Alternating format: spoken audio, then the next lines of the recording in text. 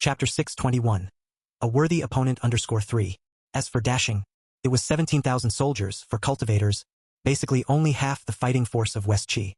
Commander, Tong Xiaochu said with a headache. The troops in the south and east have their uses, and while there is still some manpower in the western garrison, there is a lack of provisions. For now, we can only support 17,000 troops, meaning we have to have our 17,000 devour the opponent's army of 32,000. If I have not miscalculated the time, Wang Jun said, soon some martial cultivators will also come out to help for a reward in the cultivation world. Of course, West Qi will have the same, but I can assure you that the power of cultivators on both sides will not differ much. Everyone out. After summarizing the information, Chun Sansi prepared to quietly contemplate. At that moment, a disturbance suddenly arose outside the camp. Assassin! There is an assassin! Buzz! A flash of silver.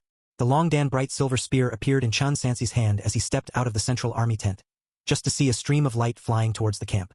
Protect Supervisor Chun. Protect General Tong. Arrows flew chaotically in the sky, but they could not block the stream of light. Immortal Master Wang Jun's body quaked with mana fluctuations, getting ready to seal and perform magic, but upon seeing the stream of light clearly, he relaxed his guard and said, "It's a cloning technique, a minor magic skill. It has no lethality. It's mainly for communication across distance." Sure enough, the stream of light stopped right above the central army tent, then transformed into a man with an elegant appearance infused with an immortal aura, who hovered in midair, overlooking those on the ground. "I am Han Xiang." Military Immortal Han Lang spoke. "I presume you are the famously reputed Chun Sansi in white robe here?" "It is I." Chun Sansi looked directly at him, speaking indifferently. "You come here, do you have something to say?" "Meeting a worthy opponent is truly thrilling." Han Xiang, smiling as if the two were not mortal foes, said, "Han has several friends in the cultivation world who were once great masters of military tactics. We are all eager to play. This opportunity to play chess is not easy for Han to come by. Naturally, I had to come and see for myself what kind of person will be playing against me." Thrilled. Chun Sansi's eyebrows slightly furrowed. "You find war exciting? Does Brother Chun not feel the same?" Han Xiang spoke earnestly. "Waging war is like playing chess. You and I, as generals commanding troops, are like the black and white chess players. Every move is irreversible. With a wave of our hands and a step of our feet, we can decide the fate of tens or even hundreds of thousands. How can such a grand chess game not be exciting?" "You! What value do you place on human life?" Chun Sansi suddenly interrupted. "What did you say?" Confused, Han Xiang in the air hesitated, not quite understanding the other's intention. "Value what?" "I'm saying." Under the intertwined light and shadow, Chun Sansi's face sank into the shadow and his expression was unclear. Only his heavy voice could be heard. "You think war is very interesting? Of course it's fascinating." Han Xiang slightly narrowed his eyes, stating what he thought was obvious. "Han is born to command troops, and those soldiers, they were born to be our chess pieces. Their life and death, honor and disgrace, are my chess game. Isn't that the most interesting thing in the world? If there were a world with endless chess games, Han would rather give up the immortal path and forever be a chess player. What a military immortal truly worthy of an immortal title, indeed." Chun Sansi abruptly intensified his tone, declaring word by word, Corpse Mountain for immortal." "Oh, an interesting viewpoint." Han Xiang did not feel there was any issue. "Anyway, whether Brother Chun is willing or not, the chessboard is already set. Han has made his move first. It's now up to Brother Chun to respond." "You have already lost," Chun Sansi suddenly said. "Lost?" Han Xiang found this more amusing, mockingly said. "Then Brother Chun might as well point out, where exactly has Han lost? From the moment you spoke about your so-called theory of the chess game, you were already set to lose because..." Chun Sansi paused briefly. "Your chess pieces are dead, while my people are alive. Ha ha ha." Interesting. Han Xiang laughed aloud in the air. "Circumstances change, thunder moves and wind rises. The one who moves last yet arrives first, separation and reunion, turning backs, constant transformations, seizing by fast and light movements. This is also controlling the enemy. Worthy of being the one who utilizes military formations to the utmost. The chess game has just started, making bold claims in front of your own troops, creating momentum for yourself. Well then, I am indeed curious to see, how will you make your move now?" Boom! As his words fell, the figure suddenly collapsed and vanished, turning into a yellow talisman paper fluttering down. Meanwhile, thousands of miles away in West Qi's Central Army tent, sitting in front of a chessboard, Han Xiang slowly opened his eyes, picked up a white piece from the basket, and slowly placed it down. "The game begins." "What is this trash?" Wang Ji grabbed the discarded talisman paper, repeatedly examining it under the sunlight. "If this old coot doesn't scram soon, staying here nagging, I'm going to start slicing." "This person." Hengze Camp's Deputy General Chu Shixiang frowned. "Is this the military immortal?" Chun's supervisor. Tong Xiaochu, catching the main point in the conversation just now, said nervously. Listening to Han Xiang, it seems he has already made his move. This person is full of tricks. Who knows what kind of scheme he will employ next? Should we arrange something in advance, just to be prepared? Let's wait and see how things unfold. Chun Sansi gave his response. Without knowing the enemy's motives and movements, rashly altering our deployment would only expose more flaws. He returned to the tent, watching every move of West Qi closely. Soon enough, he would know what path Han Xiang had taken. Chapter 622. A worthy opponent _4. Military strategy. Defend the nation with righteousness, deploy troops with surprises, plan before battle, encompass both circumstances and essence, and use techniques skillfully. Those who like to employ military strategy often arrange everything in advance. Just like a game of Go, the player holding the white pieces moves first. That Han Xiang has already taken the lead by one move. That night, the battle reports from the front were quickly relayed back. Report. Cloud Top Prefecture is in urgent need. General Tong Le claims that the West Qi has dispatched additional troops to besiege us, and he hopes we can hurry to reinforce. Not good. Chu Shixiang looked over the map. Lord Governor, if Cloud Top Prefecture falls, the West Qi army will be able to control the food supply route of Luo River, peering into the whole of Jiazhou. Worse still, we might have to continue retreating. If we retreat further, we'll have to fall back to Guandu. I think we should immediately go to support them. Why not let me go? Wait.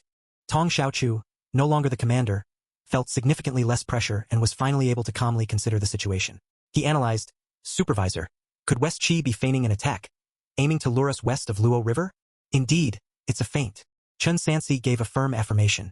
What should we do? Tong Xiaochu said, shall I send a message to Tanglu immediately, ordering him to continue defending at all cost? No. Chun Sansi suddenly stood up. Issue orders to the entire army to set out immediately. 12,000 troops to cross the river together, providing support to Cloud Top Prefecture without fail. Supervisor. Tong Xiaochu, following close behind, asked in confusion, knowing it's a feint, why cross the river? When the false is true, the true is also false. While walking out, Chun Sansi calmly said, if we don't go, the feint will become a ferocious attack. If the 50,000 soldiers in Cloud Top Prefecture were to be lost, we would truly have no strength to contend with them afterward. Tong Xiaochu, listen to my command. Immediately lead 2 Qi refining middle stage practitioners and 500 soldiers with 200 small boats, and have hooks and iron chains ready on the boats. Wait in advance on both sides of the Du-He Bridge. Small boats? Chains? Tong Xiaochu initially wanted to inquire further but stopped midway through his question, finding it too embarrassing to ask, and thus promptly turned to execute the order. Meanwhile, the supervisor's standard army also began their march, preparing to cross the Great Bridge over the Yangtze River. After nearly half a year of continuous defeats, their morale was at an all-time low, so much so that their march seemed deathly still. In contrast, the 15,000 soldiers from the Hongzhe camp were disciplined and bristling with aggression. That's the Hongzhe camp? Yes. I've heard we have a new commander. Now it's Chun Dusher who is commanding. That's excellent. Does that mean we won't suffer defeats like before? Nonsense. Zhao Kong shouted. Think about it. Has Chun Dusher ever lost a battle since he enlisted? Indeed not. And I heard that today in the camp, Chun Dusher and the clone of the military immortal had a conversation, saying that the military immortal has been defeated. Driven by the Hongzhe camp, the morale of the supervisor's standard army gradually recovered. Upon reaching the shore, they started the river crossing under the cover of night. In the West Qi camp, Immortal Master, Zhong Wuxin lifted the tent flap with excitement.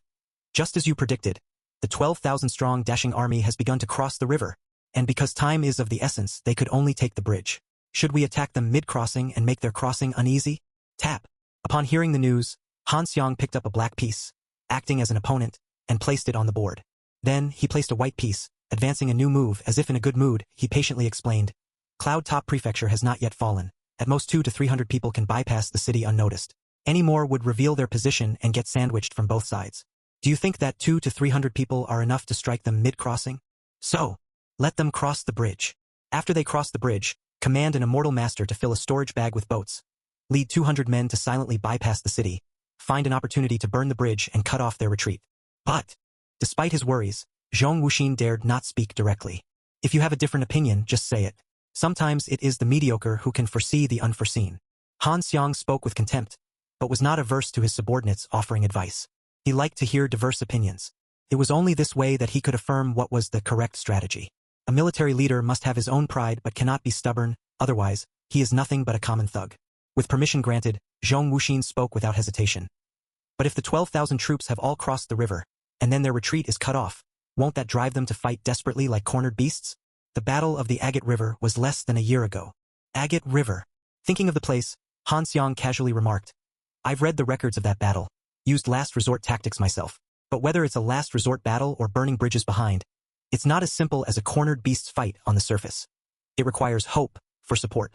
Agate River was successful, because the blockhead from the Yuan clan emptied the nest, losing their base. That won't happen to us. And Chen Sanxi's subordinates, aside from the Hungza camp, aren't his loyal troops. Their trust in him isn't that high. If the retreat is truly cut off, they won't fight like cornered beasts. They will be in a state of panic until they completely fall apart. I understand. With a salute, Zhong Wuxin said, Thank you for the instruction, Immortal Master. I'll arrange it right away. The Luo River. Right after Daxing's 12,000-strong army had crossed. At midnight, a large, silent ship appeared on the surface of the water. Chapter 623. A worthy opponent _5. Alongside the large ship were countless small boats, heaped with dry vegetation. Once lit by the Shiqi soldiers, the boats were left to drift with the current, colliding against the wooden bridge on the surface of the water. Quick, move faster. The Luo River is naturally formidable, and bridges difficult to build, they exclaimed. Once the bridge is burned, the Shang people will be trapped to death on the east bank. Assistant General Meng Dei urged in a hushed voice. Quick! Aboard the large ship, a West Qi cultivator rose into the air, flew directly above the bridge, and with hands forming seals, a fireball appeared before him, ready to ignite the bridge first and foremost. Buzz! But at that moment, a blade made of congealed frost came spinning and flying towards him. The West Qi cultivator was startled and hurriedly smashed the fireball towards it. The two spells collided, canceling each other out. A dashing cultivator, manipulating his sword midair and stroking his beard, said, Taoist, aren't you leaving yet? Hee. The West Qi cultivator sneered. Don't rush. I'll leave after my men burn the bridge. Really? The dashing cultivator clicked his tongue. I'm afraid that's not going to happen. Only then did the West Qi cultivator notice. On both sides of the bridge, many small boats prepared with chains were already in place, not allowing the fiercely burning fireboats to get close. They secured them firmly and pulled them ashore, making it impossible for them to approach the bridge. You were prepared in advance? The West Qi cultivator frowned. Well then, Taoist, let's meet another day. Seeing other dashing cultivators approaching, he didn't linger for a moment, enhancing various mantras and talismans, and in the blink of an eye, he was 100 yards away, quickly vanishing out of sight, escaping in a desperate flurry. Damn it, you ran off just like that? What about us? West Qi Assistant General Meng Dei cursed vehemently. Both sides had immortal masters. But these immortal masters, unless absolutely necessary, would not fight to the death, and when in danger they fled faster than anyone else. Without the immortal masters, Assistant General Meng Dei and the Shiqi soldiers who came to set the fire were naturally slaughtered clean. In the Shiqi camp, Immortal Master, something bad happened. Zhong Wuxin rushed to report. Last night's plan to burn the bridge was unsuccessful. Chen Sanxi was well prepared, and not one of the Assistant General and more than 200 brothers we sent came back alive. Count a move against every move. Han Xiang was as calm as still water, slowly picking up several surrounded go pieces, and murmured to himself. The white robes aren't foolish. If petty tricks don't work, that's quite normal. What next? Zhong Wuxin asked. The 120,000-strong army has already crossed the river and is about to reach Cloud Top Prefecture. Shall we continue the siege? Let's retreat, Han Xiang said, placing another piece. Before we retreat, let's suffer a minor defeat in 2 battles. On the way back, discard all the spare armor, weapons, and cooking stoves used for making food. Also leave behind some of the wounded, and try everything to lure them to Gravel River about 300 li away. Yes. In Cloud Top Prefecture. Brothers, hold on. The reinforcements will be here soon. Atop the city walls, Tung Lu fought valiantly, his armor shattered and body covered in blood. In the sky, Chu Yuanxiang was even leading 2 cultivators in a magic duel with the West Qi cultivators. A great battle raged from the afternoon well into the deep night. Only then did the army of the West Qi kingdom temporarily retreat. My talismans! Chu Yuanxiang grimaced in anguish. After flying back from the skies, he grabbed Tung Lu by the lapel. Where are the reinforcements? Are they still coming? If not, your immortal grandpa is leaving. Do you know how much the talismans I used tonight are worth in spirit stones? Immortal Master, please calm down. Tung Lu was dissatisfied but had to rely on him to hold the fort. If we can take Mang Mountain, won't all this be worth it? Moreover, Chen Dusher and his men will definitely arrive in the next 2 days. 2 days? You guys can fight on your own then. Chu Yuanxiang cursed. If the reinforcements don't arrive by dawn, I'm leaving. Immortal Master, you can't leave. Tung Lu quickly said. If you leave, what will become of the 50,000 brothers in the city? What does that have to do with me? Piss off. Until dawn, the West Qi army began their assault once again. Chu Yuanxiang really intended to leave. It was at this very moment. The dashing reinforcements arrived. 120,000 strong, with the Hongzhe camp leading the way. They appeared suddenly above the wilderness outside the city. The reinforcements have arrived. Overjoyed, Tung Le shouted, "Brothers, open the gates. Follow me to slay the enemy." That damn Chen Sansi finally showed up. If he hadn't, I was about to fly over and chop him myself. Chu Yuanxiang took a hefty swig of alcohol and, looking at the West Qi Kingdom's army outside the city, said, "A bunch of beasts, wasting so many of my spirit stones. I must take them back at any cost. Charge. No good. The Shang people's reinforcements are here. Retreat, retreat." Under the pincer attack of the Cloud Top Prefecture garrison and the reinforcements from the army of supervisors, the West Qi army retreated in disarray, shedding their helmets and armor utterly routed. Thrilling. In the midst of the pursuit, Chu Yuanxiang killed a cultivator, chuckling as he pocketed the victim's storage bag. "You're Chen Sansi?" Joining with Wang Jun and others, he looked at the person in the white robe and felt a vague sense of recognition. "Not bad, not bad." Report. Zhao Kong returned, bloodied but triumphant, and reported, "Commander, the entire West Qi army has retreated into Gravel River's bounds. Should we continue the chase?" "Of course we chase." Chu Yuanxiang, reeking of alcohol, said, This is what they call, pursue a retreating enemy. Do not chase a poor enemy to the end." Chen Sansi simply ignored him, commanding, "All troops, back to Cloud Top Prefecture." "We're really not pursuing them?" Tong Xiaochu asked tentatively, "Commander, do you suspect there's an ambush ahead?" "An ambush, my foot. You think I don't understand military strategy?" Chu Yuanxiang pointed at the ground where the fleeing West Qi army had left behind their armor and provisions, taunting, "Look, they've even thrown away their pots. They've been running scared from your immortal grandpa here. What guts do they have to set an ambush? Chase them down." Chapter 624. A worthy opponent _6. "Hey, Chun, I'm talking to you. Did you hear me? Order the pursuit." Chu Yuanxiang, "You're only responsible for supporting the rearguard. Command has nothing to do with you." Chen Sansi said solemnly, "Continue to disrupt our formation at will, and you will face military law." Chu Yuanxiang was obviously taken aback, seemingly unable to believe that someone would speak to him like this. He glared with wide eyes and angrily said, "What did you say? What punishment?" "Military law." Wang Ji interjected. "Let me explain it to you in plain terms. It means beheading, taking off your head. I'll behead you guys first." As he spoke, Chu Yuanxiang summoned his flying sword. Chen Sansi was undaunted, looking directly at him, and leisurely said to another cultivator, "Wang Jun, if your Shangyun sect still wishes to win this battle, then control this drunkard of yours." "Brother, stop." Wang Jun, also wielding a flying sword, stood in front of Chu Yuanxiang. "The spirit vein is of great importance, also concerning our future paths as immortals. If you continue to create chaos here, I will have to report you to our sect." "You?" Threatened by his sect, Chu Yuanxiang did not act rashly. "Chu Yuanxiang," Chen Sansi said indifferently, "if you disagree with my arrangements, you can also fly on your sword to Gravel River yourself to see if Han Xiang is indeed waiting there for you." "I will go," Chu Yuanxiang said, yet ultimately did not take the step, but instead sneered, "All right, Chan, for the sake of the spirit vein, I will tolerate you for a few days." With that, he left. Retreat. The garrison sounded the retreat. The army that had been in disarray since Yiling finally tasted victory, and morale began to rise from rock bottom. Gravel River. Atop the mountain, Han Xiang sat on a huge rock with a chessboard in front of him. The chessboard, that was his map. Behind him, all the cultivators were assembled, just waiting for the enemy to fall into the ambush to strike together. Zhong Wuxin, with one hand on his sword's hilt, looked anxiously. "Why haven't they come yet?" "Commander, Chen Sansi, they've retreated." A scout came to report. They pursued up to 20 miles before Gravel River. Then suddenly they sounded the retreat. "It seems Mr. Chen isn't easily fooled." Zhong Wuxin sighed deeply, somewhat disappointed. "Well, at least we didn't lose much." However, Han Xiang was removing many white pieces representing the West Qi army from the chessboard. It signified their losses. What does the immortal master mean? Zhong Wuxin didn't understand. "We only lost just over 2,000 men. It should not affect us severely. The loss in troop numbers is tangible, but the loss in morale is intangible.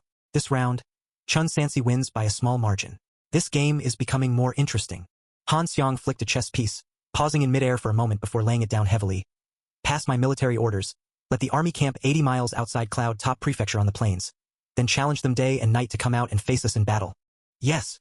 Another 20 days passed. Both sides became deadlocked.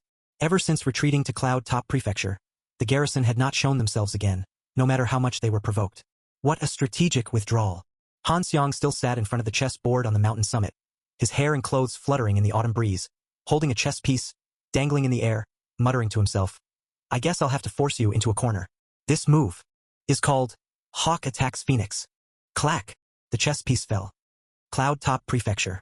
After a minor victory and 20 days of recovery, the garrison troops reorganized their discipline, looking like a brand new force. But they could no longer continue to defend endlessly. Report. The scout brings news. The West Qi army has split 50,000 troops, planning to bypass Jiazhou directly and attack Feng State. Supervisor Chun. Feng State is vulnerable. Tong Xiaochu's hair had turned significantly whiter. Once they enter Feng State, Ming State will also be in danger, and if Ming State falls, Liangzhou can't be held either, since most of the Beiliang army is currently facing off against Qing country, with only a few garrison soldiers left to defend. We can't continue to hold the city any longer. This Han Xiang is really cunning. He is forcing us to fight him in battle. Chu Shixiang, Wang Ji, Teng Lu, and others all had serious looks on their faces, especially Hongzhe camp. This was the first time they encountered such a situation. Although they hadn't lost, they also hadn't made any progress. To think that someone could deadlock with the white robe was impressive indeed. If it really comes to it, Wang Ji said solemnly, give me 10,000 men, I'll go to Jinghai Prefecture in Feng State, and even if it kills me, I'll defend it for half a year for you. No. Chun Sanxi's gaze shifted away from the map. He said, since Han Xiang is so eager to face us directly, then let's grant his wish. Pass the order down. In 5 days, our army of 170,000 will march out and prepare to directly face the 30,000 of the West Qi army. Chapter 625 Confrontation. Huff. In a secluded and uninhabited area. After taking a deep breath, Chun Sanxi adjusted his respiratory state and began the fire-breathing technique, drawing strands of spiritual energy into his body through his nostrils. Once the energy infused into his limbs and bones, it was then propelled through his meridians in a circulation by the pile work and movements, until it was fully refined and nourished the flesh. Abruptly, atop his crown, beyond the spiritual aperture, a mysterious black garment came into being. The second divine spirit of the upper body. Hair god, known as Xian Fuhua, character Daoheng, measuring 2 inches and a fraction, it was a black garment. Cultivation technique. Dragon scripture, not entry-level. Progress, 25 out of 100. Boom! Another barrier was broken through. Chun Sanxi set down his long spear firmly. The 3 divisions and 8 scenic gods total 24 truths. Each truth represents a part of the human body. Each refined part brings enhancement. For instance, once the brain god Zhu Yuanzi is revealed, one's comprehension and reflexes during combat are improved. Hair god Xian Fuhua also greatly aids in perceptual abilities. Once all 8 divine spirits of the upper body are opened, true qi can be condensed into true power. Picking up the Longdan bright silver spear, Chun Sanxi called for Chen Sun and returned together to the military camp. Come dawn tomorrow, the entire army would launch an assault, facing off against the over 300,000-strong enemy army of West Qi Kingdom just outside the city. This very night, Wang Jun said that 2 more martial cultivators would arrive. The enemy army was no exception. Sects from the cultivation world are employing every possible means to recruit people, then sending them out through transmission arrays or sealed rifts to help the armies of various countries fight over spirit vein territories. In the end, this war was instigated by cultivators. Back at the military camp, Supervisor Xia Tsong had been waiting at the gate all along. 2 more immortal masters have arrived, claiming to be at the perfection of transcendence, seemingly with combat abilities comparable to a martial saint. They're waiting in the central army tent for you to assign their duties. Chun Sanxi lifted the tent flap and saw that they were 2 acquaintances. An old man with a haggard appearance and a plump and attractive woman. Wei Xian and Song Guizhi. It was somewhat expected yet still surprising. After all, Daisfang City had been in collaboration with Shengyun sect. It was quite possible for the martial artists hired by the workshop to be sent to the Great Sheng dynasty to assist. Hiss! Wei Xian apparently recognized the white robe as well, and after exchanging glances with his companion, they both remained silent. Chun Sanxi. Wang Jun introduced. These 2 are named Wei Xian and Song Guizhi, both body refining practitioners from the cultivation world, equivalent to the martial saint realm as per your Eastern continent's terminology. They will stay and assist in the battle. Chun Sanxi made brief introductions, then got straight to the point. Wei Xian, Song Guizhi, after leaving the city tomorrow, you 2 will reinforce the left army from the rear, waiting for military orders to take action. All right, the 2 complied. The rest of the armies will proceed as previously arranged. Exit the city. Form ranks. Your subordinate obeys the command. Your subordinate obeys the command. Rumble. To 5 a.m. To 7 a.m. The sky was just turning the color of fish-belly white when the gates of Cloud Top Prefecture City swung open, and 120,000 soldiers, under the floating banners and earth-shattering sound of war drums, surged into the boundless wilderness. In the heavens above, One could occasionally see cultivators riding swords across the sky, followed by another wave of cultivators flying up to pursue. This was for reconnaissance. And also, assassinations. Chun Sansi, be careful. Wang Jun cautioned. You are only at the perfection of transcendence, and the enemy may well have late-stage qi refining cultivators rushing here. If you expose your position, you could be beheaded almost instantly. At the beginning of a great battle, Han Xiang's favorite tactic was direct decapitation. After all, once a general dies, cultivators would not know how to command their armies, and naturally they would collapse. Thus, the position of the central army tent, commonly known as the command post, was a secret. This wasn't just the case for the Shang dynasty forces. The West Qi army was the same. Han Xiang would not easily reveal his own location either. He was a military immortal, not a sword immortal. If isolated, he would also fall victim to cultivator ambushes just the same. After giving these instructions, Wang Jun flew up into the sky to keep watch. Brother Chun. Wei Xian made sure there was no one around before approaching for a chat. Were you originally from this world, and even a general who commands troops in battle? Yes. Chun Sansi glanced at his Dao companion and then responded. It seems, Brother Wei's Dao companion has already recovered. Indeed, we owe it all to Brother Chen's healing fish. If we had been even a day later, I fear it would have been hopeless. Wei Xian and his companion bowed together in gratitude. Chun Sansi returned the gesture. You both need not thank me. We simply made a fair trade, owing nothing to each other. That's not right. If you hadn't arrived in time, I might have already been killed by Lu Buqin's blade. Every time Wei Xian spoke of that individual, his teeth clenched, and at last, he sighed deeply, worriedly saying, Brother Chun, are you aware that among the law enforcement cultivators you killed that day, there were members of the Li family? The Li family? Chun Sansi certainly remembered. You mean the Li family that oversees the workshops? Exactly. Wei Xian's voice was hoarse as he continued. The entire spirit vein of Daisfang City is the Li family's business. They rely on the upper sect, and within their clan, there's an old ancestor at the foundation establishment level. Offending the Li family is basically a death sentence for ordinary cultivators. Now, inside and out, Daisfang City is plastered with your wanted posters, demanding that you be brought back for questioning. Even if they know. Chun Sansi asked. On that day, wasn't it the law enforcement cultivators who, driven by greed, attempted to help Lu Buqin kill for treasure? I represented you and reported the circumstances. Wei Xian said helplessly. But the Li family believes that, no matter what, you should have surrendered first, reported to the law enforcement hall, and allowed them to handle the matter, rather than taking matters into your own hands. This arrest warrant is probably not going to be revoked. Chapter 626 Confrontation _2. It's all right. Song Guizhi started. Since we have encountered Brother Chun here, let's tell him not to go to Daisfang City in the future. Foolish girl. How could it be that simple? Wei Xian shook his head. There will definitely be other cultivators who come to the eastern continent for the rewards. They will find trouble with Brother Chun, and with his great reputation, it would be easy to find him. How many troops does the Li family have? Chun Sansi paused, then explained. What I mean is how many cultivators. The old ancestor of the Li family is in mid-stage foundation establishment, and there are nearly 100 cultivators of the same race, plus the hired loose cultivators, totaling about 200 cultivators. What do you mean by asking this, Brother Chun? Wei Xian looked stern. Don't tell me you are considering leading the mortal troops to attack into the cultivation world. Just asking. Thank you for the reminder. Chun Sansi spoke earnestly. Let us first deal with the immediate battle situation. After the battle begins, the right army will still need to rely on you two to hold the line. Rest assured. Wei Xian, stroking his beard, said, although I am old, I am no less capable than a typical martial saint. Moreover, there is one thing that sets me apart from others. I formerly led troops in East Yu country to resist invasions by the alien race. Back in the day, my spouse and I roamed Jianghu, and before we reached 30, we were unrivaled. Then I realized that the greatest act of chivalry is to serve one's country and its people. Thus, I stationed myself in Hanyang City for more than 20 years, until the alien race retreated, and only then did we officially enter the cultivation world. At this point, he laughed bitterly at himself. Who would have thought, entering the cultivation world would be like a mayfly seeing the vast sky? Let's not talk about that. Anyway, I entrust my life to Brother Chun this time. I will certainly not let you down. Chun Sansi called for his white swan horse, and left with a long stride. West Qi Army. Central Army Tent. Immortal Master. They have really come out. Zhong Wuxin solemnly said. The supervising army and Hengze camp have fully emerged, arranging their troops 50 li away. It looks like they are preparing for a frontal combat. Wise strategy, Immortal Master. Han Xiang, in an inconspicuous corner of the chessboard, placed a white piece, murmuring, then, let's begin. Thump, thump, thump. On the wilderness, the war drums thundered, and banners fluttered. Two armies formed their lines.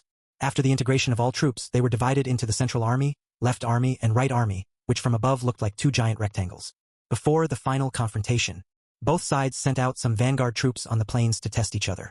Among the Great Shang Dynasty's supervising troops was a group led by a Qi refining middle stage practitioner, which suddenly divided and changed direction, bursting from the flank of the plain and catching the West Qi army unprepared, achieving a great victory. Joyful news! Supervisor, joyful news! Great Shang Central Army Tent. It's called the Central Army, but actually, the location is not exactly in the center but is southward towards the right army's position, and the tent erected is very small, only of assistant general standards, not a commander's grand tent. This was done to disguise the true position of the commander. Since the immortal master appeared, generals, small and great, had to ensure their safety this way, except for trusted confidants. Most generals did not know the true location of the Central Army tent. In the unremarkable tent, Chun Sansi stood with his hands behind his back, staring at the map before him. Supervisor. Joyful news. Tung Lu, with his sword at his side, hurried into the tent, ecstatically saying, "The left army vanguard has crushed the West Qi vanguard, beheading over 2,000 men, capturing a mystical phenomenon general, a meridian passage general, severely wounding a West Qi immortal master, and among the captured officials are members of West Qi's imperial family and nobility." Left army vanguard. Chun Sansi reminisced. The vanguard general is Dong Lingbo, and the cultivator holding the line is a loose cultivator named Ma Jin. Exactly. Tung Lu confirmed. Indeed, Master Ma. The first battle was a victory, and the morale of our troops at the front has greatly boosted. Now, General Dong Lingbo and Master Ma, leading the brothers who have earned their merits, are coming to the tent to receive their rewards. Chun Sansi turned around, looked at him for a moment, then said, "They have already arrived?" Yes, yes. Tung Lu, feeling a bit uneasy under the gaze, paused then bowed. It's the tradition of Great Shang to heavily reward those who achieve first merits in battle, to motivate the soldiers and boost morale. Isn't it? Yes, that's fine. Chun Sansi simply said, "Let them in." Greetings, Supervisor. Dong Lingbo's face still stained with blood. Beside him, the Qi refining middle stage cultivator Ma Jin, who appeared to be over 70 but still had a ruddy complexion and robust spirit, exhibiting quite a bit of a celestial demeanor. Dong Lingbo, well done. Chun Sansi gravely said, "Reward of 10,000 liang of gold, 100,000 liang of silver, 5 mystical phenomenon treasure medicines, and I will later submit a report to the court to appoint you as Zhaoyi General. The overall commander has control over all military affairs, including all honors except for the conferral of noble titles, which the court generally will not refuse, because proper rewards and punishments are essential for strict military discipline." Thank you, Supervisor. Dong Lingbo, exalted, said, "I humbly request to continue serving as the vanguard. For Great Shang Dynasty, I will march through fire and water without hesitation." Ma Jin, Wang Jun spoke. "I remember you are a loose cultivator, your merits I will note for now, and once various matters conclude, I will report them to the Shangyun sect, and you'll receive all the rewards you are due." Good. Ma Jin also bowed. "I thank you, Taoist. Both of you may step down now. You two have established the first merit for our great army, but never allow pride to cloud your judgment. Always prepare military duties and follow commands." Chapter 627 Confrontation _3. After the rewards had been dispensed, Chun Sansi dismissed the two men, and then he spoke up again. "Wang Jun, you keep an eye on Ma Jin. If there's anything unusual, come back and report to me immediately." Wang Jun furrowed his brows. "You mean, you suspect there's something fishy about this minor victory?" Paranoid. Chu Yuanxiang snorted coldly. "Even though Ma Jin is not from our Shangyun sect, he did sign the blood covenant to take the bounty. What could possibly be wrong with him?" "Enough." Wang Jun stopped the other and then said, "Whether Ma Jin has a problem or not, I will know at a glance." Midnight that night, Wang Jun returned with a grave expression. "How did it go?" Chu Yuanxiang, eager to prove his point, said, "What did you find?" Ma Jin, under the cover of night when no one was around, took out a sound transmission talisman to communicate with a mysterious person. "I didn't hear clearly what was said, but it can be basically determined," Wang Jun emphasized.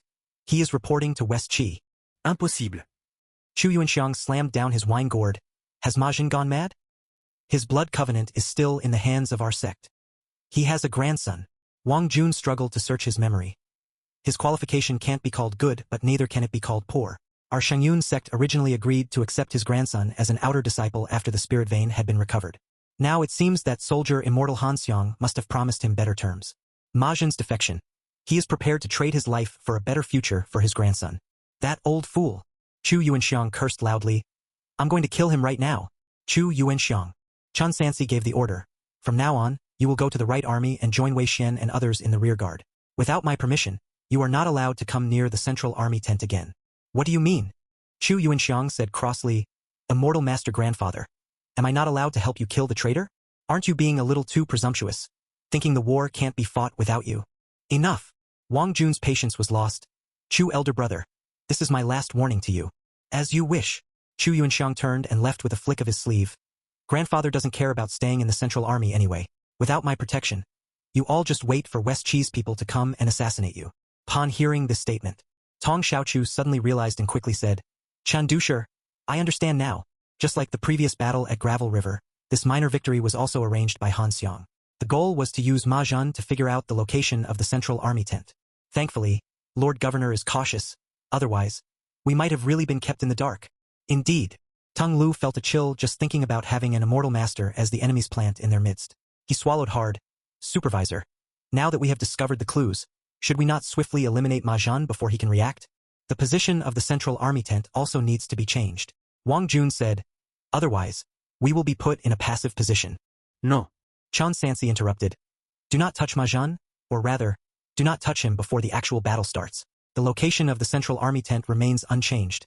Everything stays as it is. Tomorrow morning, beat the drums and advance the troops. This. Tong Xiaochu and the others looked at each other, unable to understand, but they also could not defy the commander's orders. All right, he spoke with a stern look. Then please, supervisor, make the final arrangements before the battle. After sunrise, we may very well engage in the final battle. Xia Kong, Chan Sansi beckoned. Gather the situation. Your subordinate obeys. Xia Zong had the deployment of both friend and foe at his fingertips. The West Qi army that went to attack Feng State has all withdrawn to the front line.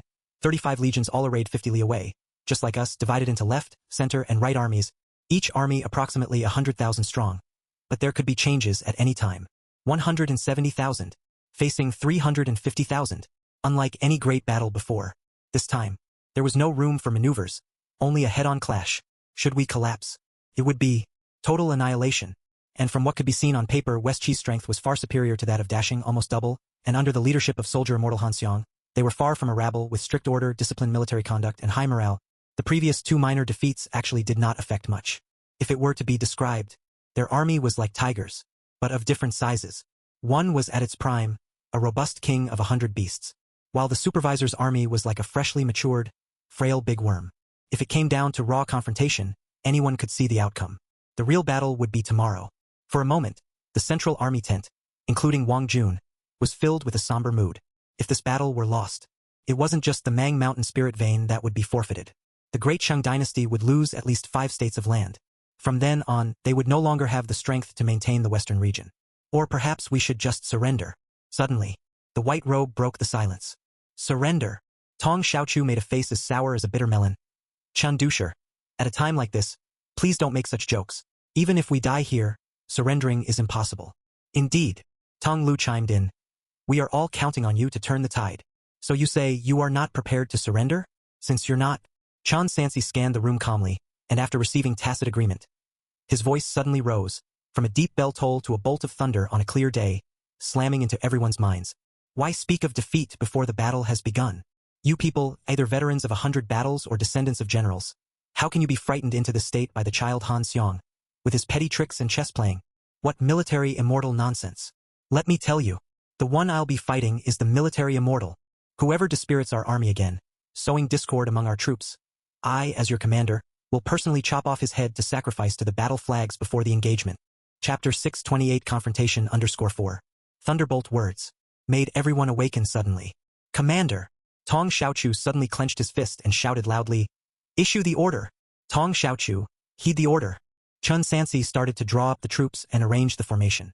I order you to lead 40,000 supervision standard army soldiery, together with Ting Lu, to preside over the left army, arrange the 18 Ming thunder rolling formation. But once the central army engages, feint an attack on the enemy's right army, and do not engage in prolonged combat. This subordinate accepts the command. Wang Ji, Chu Shixiang, heed the order. I command you two to lead 90,000 supervision army soldiery and 10,000 from the Hongzhe camp, along with Wei Xian, Song Guizhi, Chu Yuanxiang and others to preside over the right army, arrange the thousand-face search and kill chaos formation. But once the central army engages, do everything to break through the enemy's left army. If you succeed, do not linger nor look back. Push all the way to Gravel River and cut off their retreat and supply route. We heed the order. Wang Jun, heed the order. I command you to join me in leading 30,000 supervision standard army and 5,000 from the Hongzhe camp to preside over the central army. Arrange the Zhouxiao heavenly soldiers subduing demon formation, and after the standoff begins, muster morale by beating the drums, and when the enemy charges, fight to the death. I understand. Wang Yun replied. Hold on. Just after completing the deployment, Tong Xiaochu, looking at the map, suddenly sensed something amiss and spoke up. Chan Dusher, I am somewhat confused. According to the supervisor's deployment, we've essentially concentrated all of our main forces in the right army. But the position of the central army tent is already exposed. After the battle begins tomorrow, Han Xiang will definitely concentrate the main force of West Qi directly towards the central army. Under such circumstances, without sufficient soldiery by your side, Lord Governor, isn't that dangerous? Indeed. Wang Ji smacked his forehead. Arranging it this way is like placing a piece of flesh before a wolf starved for several days. Isn't it too risky? You are right. I want their main force to come and attack my central army, while our main force attacks their left army. Chun Sansi looked down at the sand table. Fishing requires bait, attracting beasts requires flesh. Only by concentrating their main force at one point will the other areas be relatively weakened. I, personally, will be the bait, the blood meal, after the battle begins. Don't worry about the outcome of the central army, just charge and attack the enemy. Once you break through their left army, head to Gravel River. West Qi's 300,000 strong army will have no way to retreat, trapped like turtles in a jar. The commander of the three armies, personally serving as bait. This deployment somewhat resembles the horse racing strategies of Tianji. Only, Chun Sansi used his life as a cover, creating the illusion of a prime horse, only for the enemy to find that the real prime horse had gone after their mediocre horse after they charged forward. When the generals understood the intention, they felt as if a window suddenly opened, filled with fervent and intense war intent. The commander of the three armies was using his life to create a chance of victory for them. What reason do they have not to fight with a resolve to win or die? All of you must remember my arrangement. Wait until dawn and just before the battle. Quickly take your places without prematurely exposing yourselves. Chun Sansi waved his hand. All of you go now. Yes. All the generals left with their orders. Wang Jun also rode his sword into the night sky, making a final inspection. Inside the commander's tent, only Chun Sansi and Wang Ji remained. Junior brother. Wang Ji, sensing something amiss with the white robe that had not moved in front of the sand table for a long time, stepped forward and asked, Give it to me straight. What are our chances of winning this battle? Invincible. Chun Sansi uttered just two words. Invincible. Wang Ji narrowed his eyes. A sure invincibility, which means we may not necessarily win?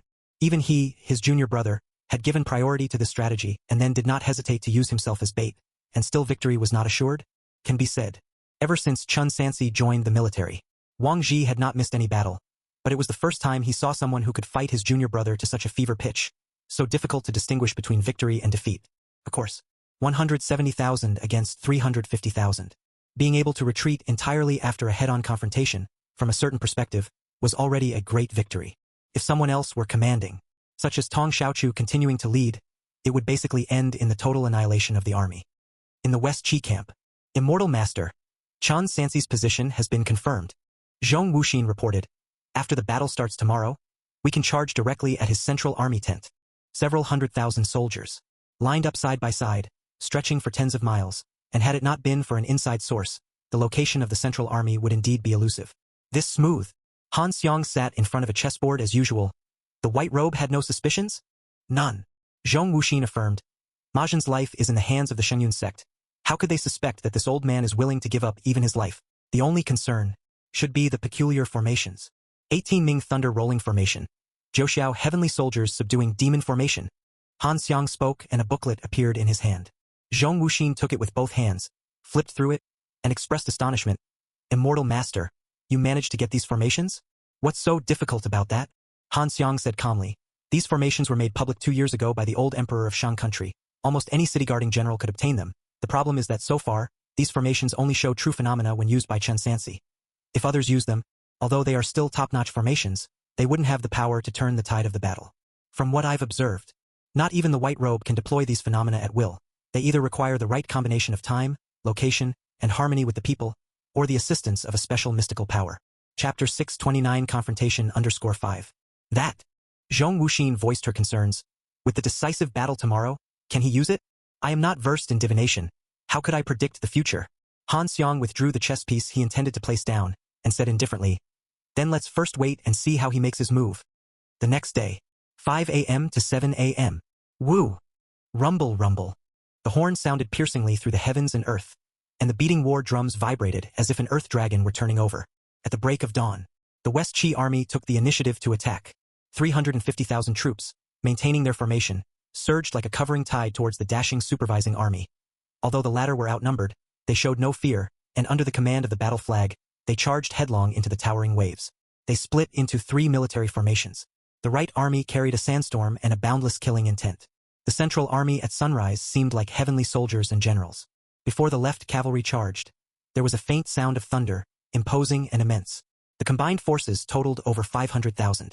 Any individual caught within their midst would be like a speck of dust falling into the vast ocean, so insignificant and trivial that they would be utterly consumed in an instant. High above in the sky, Han Xiang overlooked the battle situation. By his side was another late-stage qi refining cultivator, Sikong Chen. Junior brother Sikong. Han Xiang gazed towards the dashing central army's location and spoke slowly. Chu Yuanxiang is in the left army. I myself will find a way to stop Wang Jun later.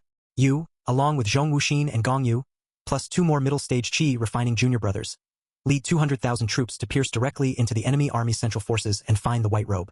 The White Robe is merely at the transcendent realm. If the battle array hasn't drawn upon any heavenly phenomenon, he shouldn't be your match. Kill him directly, and we can firmly secure the Mang Mountain Ancestor Vein and return to report our success. All right. Sikong Chen, standing on a flying artifact resembling a tree leaf, turned into a shadow and merged into the army, flying straight towards the dashing central army. The dashing central army. The Juxiao Heavenly Soldiers' demonic subjugation array seemed formidable, but there were actually only a little over 30,000 troops, and among them only 5,000 were elite from the Hungza camp, the rest were from the supervising army. And there was no enhancement from mystical energy. After the Battle of Yin Mountain, inside the Shenju, the restoration speed of the White Shen Qi had increased even further. However, the Heavenly Book array's demand for Shen Qi was determined by the array scale, and the current Shen Qi was not enough to sustain an array of 30,000 people. Furthermore, since the key point of this battle was not the central army and there was no guarantee of victory, it made no sense to waste it. The trump card should be saved for a critical moment. Sir, they're coming over. They're heading right for our central army tent's location. Several supervisors from the supervising army reported in a frenzied manner. One could only see the West Qi Central Army, dense and indecipherable in number. After clashing with the opposing forces, they were accurately charging towards the Central Army's command center. That's the Shang people's Central Army tent. The White Robe. I've seen the White Robe. In the vanguard of the West Qi, the Marshal St. Yuan Shiqing, with his sharp vision, pointed with his azure dragon crescent blade at one among the many tents. Kill the White Robe, become a marquis, and enjoy hereditary unhindered succession. Hereditary unhindered succession. Among all titles, these 4 words weighed the heaviest. A marquis with hereditary unhindered succession could even be more precious than an aliased king. Because the 4 words, hereditary unhindered succession, meant that generation after generation could maintain their status. With proper planning, one could even create a family that lasted 1,000 years. Under such immense temptation, the Shiqi soldiers burst forth with primitive bloodlust. Like hungry wolves sighting flesh, they charged into the fray recklessly. How vulnerable the dashing central army was. Only their own people from the supervising army knew. They had only 30,000, but the West Qi Central Army had 200,000. 30,000 against 200,000. Not to mention, the opposing side had even more immortal masters. The front line's first formation was quickly breached, and the West Qi army broke into the ranks unstoppably, heading straight for the second formation. They then deliberately dispersed, disregarding the rest of the Shang generals, aiming straight for the central army tent. In a fight between hundreds of thousands of troops, the battle line was very long. When one side focuses its forces on attacking a certain point, it's generally quite difficult to stop them. Supervisor. They seem to know where you are. What should we do? Maybe we should retreat first. Yes. Let's protect the supervisor and withdraw first. Let's retreat to the rear and have the left army come support us. Or, we can go straight back to Cloud Top Prefecture. The supervising army soldiers were somewhat in disarray. Finally, under the attention of everyone, the one in the white robe slowly emerged. Seeing the deluge rushing toward him, far from retreating, he advanced to meet it. A white horse appeared at just the right moment. Chun Sansi mounted the horse, riding Qian Sun to the front line. In his hand, the gleaming Zhen Yu was unsheathed towards the sky, and accompanied by the steed's neighing. His resounding voice echoed through the skies. Do not panic. I will take the lead as the vanguard and carve a path for my brothers. Even if I fall from my horse, do not mourn for me, nor stop the charge. Grip your blades tightly, hold onto your reins, and follow the battle flag closely, until there are no enemies left ahead. Zhouxiao Heavenly Soldiers Demonic Subjugation Array. Charge. Both sides were engulfed in black torrents. In this surge of darkness, only a solitary white figure sped ahead, plunging into the tsunami. Chapter 630 Confrontation _6. From the high above, looking down, amongst the raging tides formed by the tens of thousands of troops, the white robe and white horse seemed so insignificant, just as Wei Xian had said, like an ant trying to shake the sea, until the flash of silver, when the long dan bright silver spear emerged across the sky. And then, the ant carved open the sea. Boom! The true chi surged violently. The four symbols divine beasts danced furiously. Wherever the white horse passed, the dark tide retreated on its own, and the only thing filling the sky was corpses strewn everywhere, with seas of blood spilling over the earth. Commander! Carve the formation. Kill! The Hongza camp closely followed behind. The soldiers of the supervisory army, where have they ever seen such a scene? Momentum is contagious. At this moment, they seemed to finally understand why the legendary White Robe and the numerically inferior Hongza camp could time after time create miracles on the battlefield, and today they too might very well become part of a miracle. Inspired by the grand and imposing aura, the supervisory army's blood was also ignited. They swung their swords and spears, maintaining the formation and meeting the far larger waves head-on. The vanguard of the left army, Cultivator Majan, upon seeing the battle begin, was ready to officially switch sides and disrupt the Great Qing dynasty's left army formation. He was about to seal and cast a spell when he felt a chill on his back and turned to look.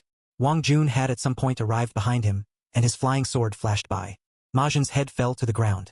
Majan's rebellion has been quelled by me, Wang Jun declared loudly. Continue to march according to the original plan. Don't worry, immortal Master Wang.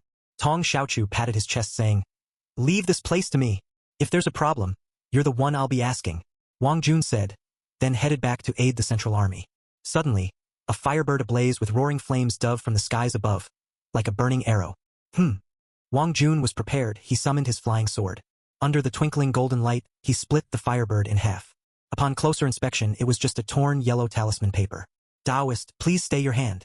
Han Xiang appeared dozens of feet away, one hand behind his back, the other making a welcoming gesture. Why the rush to fight and kill? Why not join Mr. Han and observe the game? Enough of your nonsense. Wang Jun shouted coldly. Meet your end. He controlled the flying sword with all his skills. As long as he killed Han Xiang, the West Qi army would collapse. Then, Mang Mountain Ancestor Vein could be captured, and the Foundation Establishment Pill would naturally be his. Wang Jun had reached Qi refining perfection for a full 5 years, but had never managed to secure a spot for the Foundation Establishment Pill. This time it was likely his only chance, so he had to give it his all. However, soldier immortal Han Xiang did not engage in a life-or-death battle with him. Relying on his status as a talisman master, he continuously bolstered himself with various buffs. Even in a duel of magical defenses, the moves employed were minor irritants at best, and neither could gain the upper hand over the other. Crap! This man doesn't want to fight to the death. He just wants to wear me down here. He intends to use the fighting strength of other late-stage Qi, refining cultivators to kill that Chan Sansi. Realizing this, Wang Jun turned to leave, but Han Xiang clung to him stubbornly from behind, forcing him to stop and defend himself, which made it exceedingly difficult to make any progress. You won't fight, nor let me leave, Wang Jun said in frustration. Mr. Han, is this really all that amusing to you? We are Taoist brothers. There's no need to fight to the death. Han Xiang pointed at the troops engaged in fierce combat on the ground. Why not calm down and join Mr. Han in watching the game unfold? After the battle ends, win or lose, I will let you go. The game. Wang Jun looked down at the West Qi army, whose sole focus was on killing Chen Sansi, remembering last night's strategy planned by the one in the white robe, and his heart was no longer in as much of a hurry. He spoke coldly. Fine. I actually want to see which of you two can win. The true dragon descended from the sky. West Qi's vanguard Marshal Saint Yuan Shiqing was instantly reduced to mush, both man and horse. Boom! Above his head, a golden light smashed down. Chan Sansi's true Qi surged tumultuously, after enhancing his long spear with it. He bravely blasted it to shatter the attack, and then leapt into the air, arriving in front of the cultivator who attempted the sneak attack from midair in the blink of an eye. The cultivator was horrified. A moment ago he had seen the one in the white robe 100 paces away, but the next, he saw that long spear already in front of his face, leaving him no chance to dodge. He could only rapidly seal with both hands, summoning water curtains before him to form a protective barrier. 2 soldiers from Hongza camp who wanted to attempt a sneak attack fired crossbow arrows at the cultivator from behind, but upon impact, the arrows snapped immediately. Although the barrier was made of water, it was as solid as a wall of copper and iron, until the long Dan bright silver spear touched the barrier. The water shield simply turned into water. Splash! The water droplets shattered and sprayed everywhere. The long spear, like a jiao long emerging from the sea, directly pierced through the cultivator's head. Under the ravaging shock of his true power, the skull exploded completely, and the mix of red and white matter mingled with the water screen, falling like heavy rain. Hiss! Chen Sun hissed as he caught the one in the white robe midair, and upon landing, the long spear transformed into the black tortoise descending from heaven, crushing dozens of Shichi soldiers into meat mush. Then, with unrivaled fully unleashed and war intent stacking upon stacks, bodies piled up like mountains, and countless enemies were slain. Chun Sansi, meet your death. It wasn't until Sikong Chen arrived that the tide turned. He made hand seals and with a wave of his hands, rumble, rumble, rumble, from the ground, a piece of rock rose up, transforming into a towering mountain, carrying deep mana, and smashed down towards the one in the white robe on the white horse. The long spear shattered the mountain, and sand and stones flew all around. Yet, it ultimately hindered the advance of the one in the white robe, forcing him to rein in his horse and stop. Chun Sansi, you are merely in the transcendent realm. No match for me, and let's not forget, I have the support of a great army. While Sikong Chun spoke, he did not cease the movements of hand sealing and casting spells. You might as well surrender. Perhaps you could still keep your whole corpse. You're wrong. Chun Sansi regulated his breathing, reorganizing the true chi accumulated within his body. If you had come alone, taking you down might indeed be somewhat troublesome. But with the army backing you up, you're no match for me. Chapter 631. Flaw. Sikong Chun was momentarily taken aback, completely unable to grasp the meaning of the other party's words. What did it mean to have a large army assisting yet still not be an opponent? The implication was, the more people there were, the less likely they were to win against him. How absurd. With a flash of spirit light, a mo blade suddenly appeared in Sikong Chen's hand.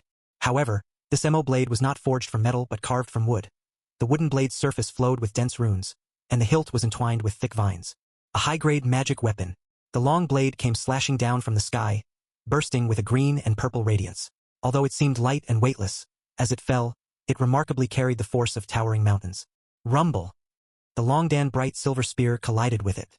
True chi and mana clashed, the shockwaves raising clouds of dust. Dozens of soldiers were sent flying in all directions, their internal organs rupturing inside their bodies, killing them instantly. Amid the cloud of dust, Chun Sansi, along with his horse, reared back dramatically, barely maintaining balance and not crashing down in a harrowing moment. The sharp long-dan bright silver spear and the wooden weapon clashed head-on. Yet the wooden magic weapon remained undamaged, merely spinning back into Sikong Chen's hand. At the same time, countless Shichi generals and soldiers from all sides surged forward, seeking an opportunity to launch a surprise attack on the man in the white robe on the white horse. To become a marquis with a vast estate. To inherit a title without interruption. In their eyes, the man in the white robe on the white horse was no longer an enemy general, but rather an opportunity laid before them to elevate their family for a millennium. Back in the day, at the end of former Yen, the last sovereign of the Yen royal house was also trapped by the Luo River and, after dying in battle, was dismembered by numerous soldiers. Even obtaining a single limb could lead to being appointed as a marquis or general. Now, the number one family in the eastern part of Dashing, the Chui family, rose to nobility hundreds of years ago by acquiring the leg of a sovereign of former Yen, establishing a powerful family lineage that lasted for centuries, standing unyielded through the extinction of former Yen, the barbarian invasion into the Central Plains, the subsequent century of chaos, and even until Chao Xia founded Dashing. At this moment, Chun Sansi was seen as such a treasure by the West Qi army. Even if they could sever just one of his fingers, it could protect their family's prosperity for 3 generations. This was exactly what the Shichi general Xia Hoshu was thinking. He held an azure dragon crescent in his hand, standing behind the white horse, his eyes bloodshot and red, staring fixedly at the back of the white robe, his 8 extraordinary meridians operating to their limits, sending waves of gang chi to the mystic weapon blade, transforming it into a ferocious wild lion. With lion roars and wolf howls, with tiger roars and eagle cries, countless military officers, densely packed with swords and spears, displayed their unique skills, plunging towards the white figure at the center, like a tide of beasts, a supreme feast of flesh and blood inducing a frenzy of beasts. With bloodthirst and fury, greed and violence, a rampage of thousands of beasts, roaring and raging, until a true dragon appeared. All beasts dispersed. Rumble. Nobody saw clearly when the man in the white robe made his move, only seeing that silver long spear transform into a roaming dragon, carrying a massive burst of true chi as it swept past, plunging their world into complete darkness. From the moment Sikong Chun made his move, the man in the white robe responded to the covert attack by the Shichi soldiers, and then being swept away by a single strike. All of it happened in the span of a breath. Continue. In the air, Sikong Chun controlled the rebounding wooden magic weapon, slightly squinting his eyes, a look of slight surprise followed by a colder glare. You've already consumed a heaven and earth treasure. Have you begun the opening scenic god? Martial arts practitioner. Only after consuming one of the 3 types of heaven and earth treasures following the perfection of transcendence, could one open the scenic god and thus break through to the true power realm. Reaching the true power realm, where true chi transitions to true power, would lead to a qualitative leap in combat strength. But that doesn't mean there wouldn't be any improvements before an official breakthrough. On the contrary, with each scenic god opened, strength increased incrementally. Sikong Chun, a cultivator at the chi refining middle stage, originally thought that he could easily kill his opponent who was merely at perfection of transcendence, especially when not using the heavenly phenomenon array. Unexpectedly, he was actually able to block his own strike. From this, it seemed certain that he had already consumed the Jingshan fruit. He shouted loudly, "Two junior brothers, assist me quickly." Not far away, two cultivators at the Qi refining middle stage rushed over. One of them held a glittering golden rope, throwing it directly around Qian Sun's neck, while the other cultivator performed sealing, frost bursting forth and condensing into a long sword, shooting out like an arrow, aiming for the heavenly spirit of the man in the white robe. Sikong Chun himself also remotely controlled the wooden blade to chop down again. A three-sided attack, not even sparing the mount. With a flash of spirit light, Qian Sun transformed into a streak of light and was collected into a storage bag, causing the rope to miss its target. Chan Sansi's long spear transformed into a vermilion bird spreading its wings, screeching as if the sun scorched fiercely, directly melting the frost-long sword. Then, like a tiger growing wings, he soared into the air, the long spear thrusting straight at the cultivator's face. What? The cultivator was shocked. Theoretically, the Qi refining middle stage and what this world calls a martial saint should have equivalent combat power. But why did his spell seem as flimsy as paper in front of his opponent? Viewing the encroaching maelstrom of murderous intent, he hurriedly controlled an object to fly, pulling away to a considerable distance. Martial saints can't fly. If the three of them stayed high in the air, not giving the opponent a chance to get close, they could keep casting spells and depleting him until he was exhausted to death. Chapter 632 Flaw_2. The martial cultivator's physical body was extremely formidable. When a magic cultivator fought against him, they had to play to their strengths and cover their weaknesses. Just then, dressed in a white robe like a ferocious tiger with wings, he leaped and reached more than 20 yards high in the air. Ultimately, he could not fly, and after reaching his limit, he clearly began to fall. Just as the cultivator breathed a sigh of relief, a talisman paper appeared, and after shattering, turned into purple light that enhanced the white robe. The man completely transformed into a flying tiger, suddenly accelerating in the air. The long spear kept enlarging in the cultivator's pupils until it obscured his entire field of vision. Pu Qi. He didn't even have a chance to cast a defensive spell. The cultivator's chest burst open with a blood-red lotus as his body plummeted straight down, crashing into the chaotic army below. Brother Zhao, another cultivator, enraged, took the opportunity to lash out with a golden light rope, desperately trying to bind the long spear's shaft. Unexpectedly, a tremendous force surged through the end of the rope, causing him to lose control instead. He was pulled directly in front of the white robe. It was already too late to escape. The Jinhue sword's light flashed, and he felt a chill on his neck. First, his world spun, then his vision plummeted quickly.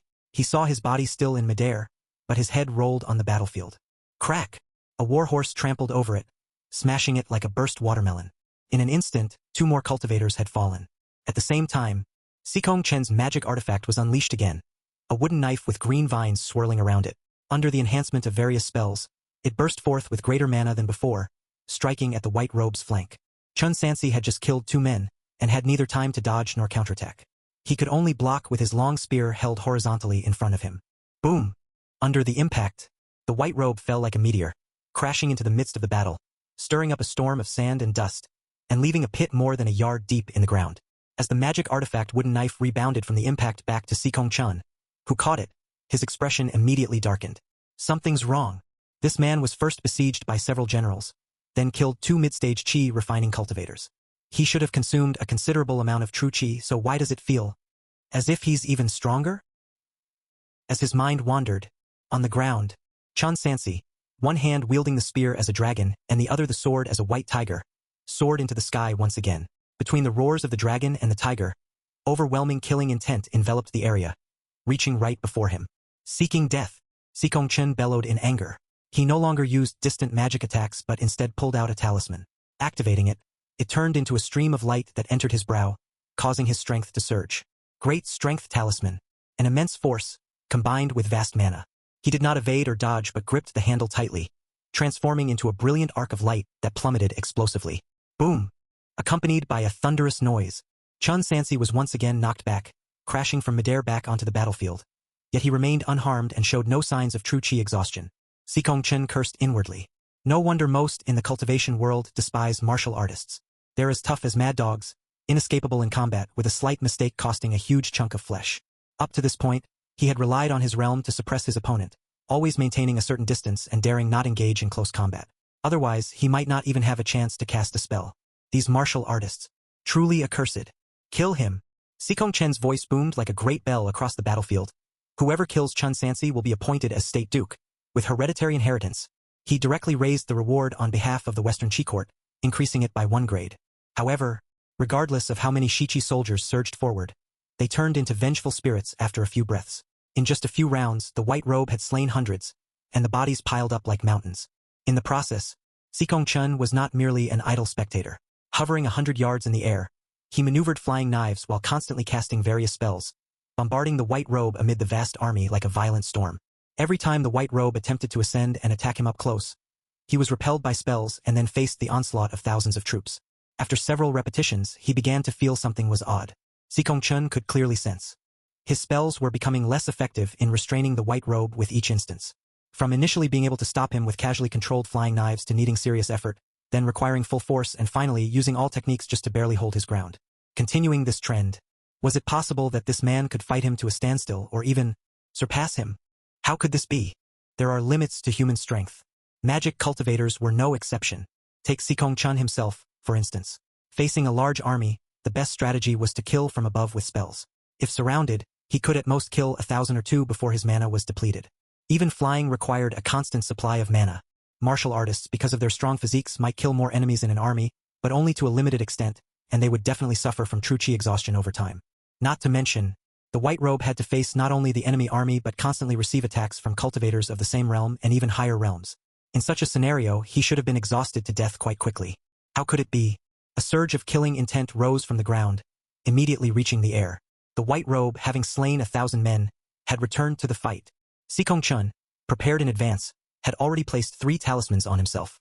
Holding the wooden knife, the runes dazzling, mana layered and then sharply extended, transformed into a giant blade of light over 3 yards long, colliding with the true chi-formed heavenly dragon. Chapter 633 Flaw_3. Boom! Above the sky, it was as if thunder rolled. Moments later, the white robe fell from the sky again. But Sikong Chen himself flew backward like a kite with its string cut until, after 100 paces, he managed to stabilize his figure by forming seals and chanting spells.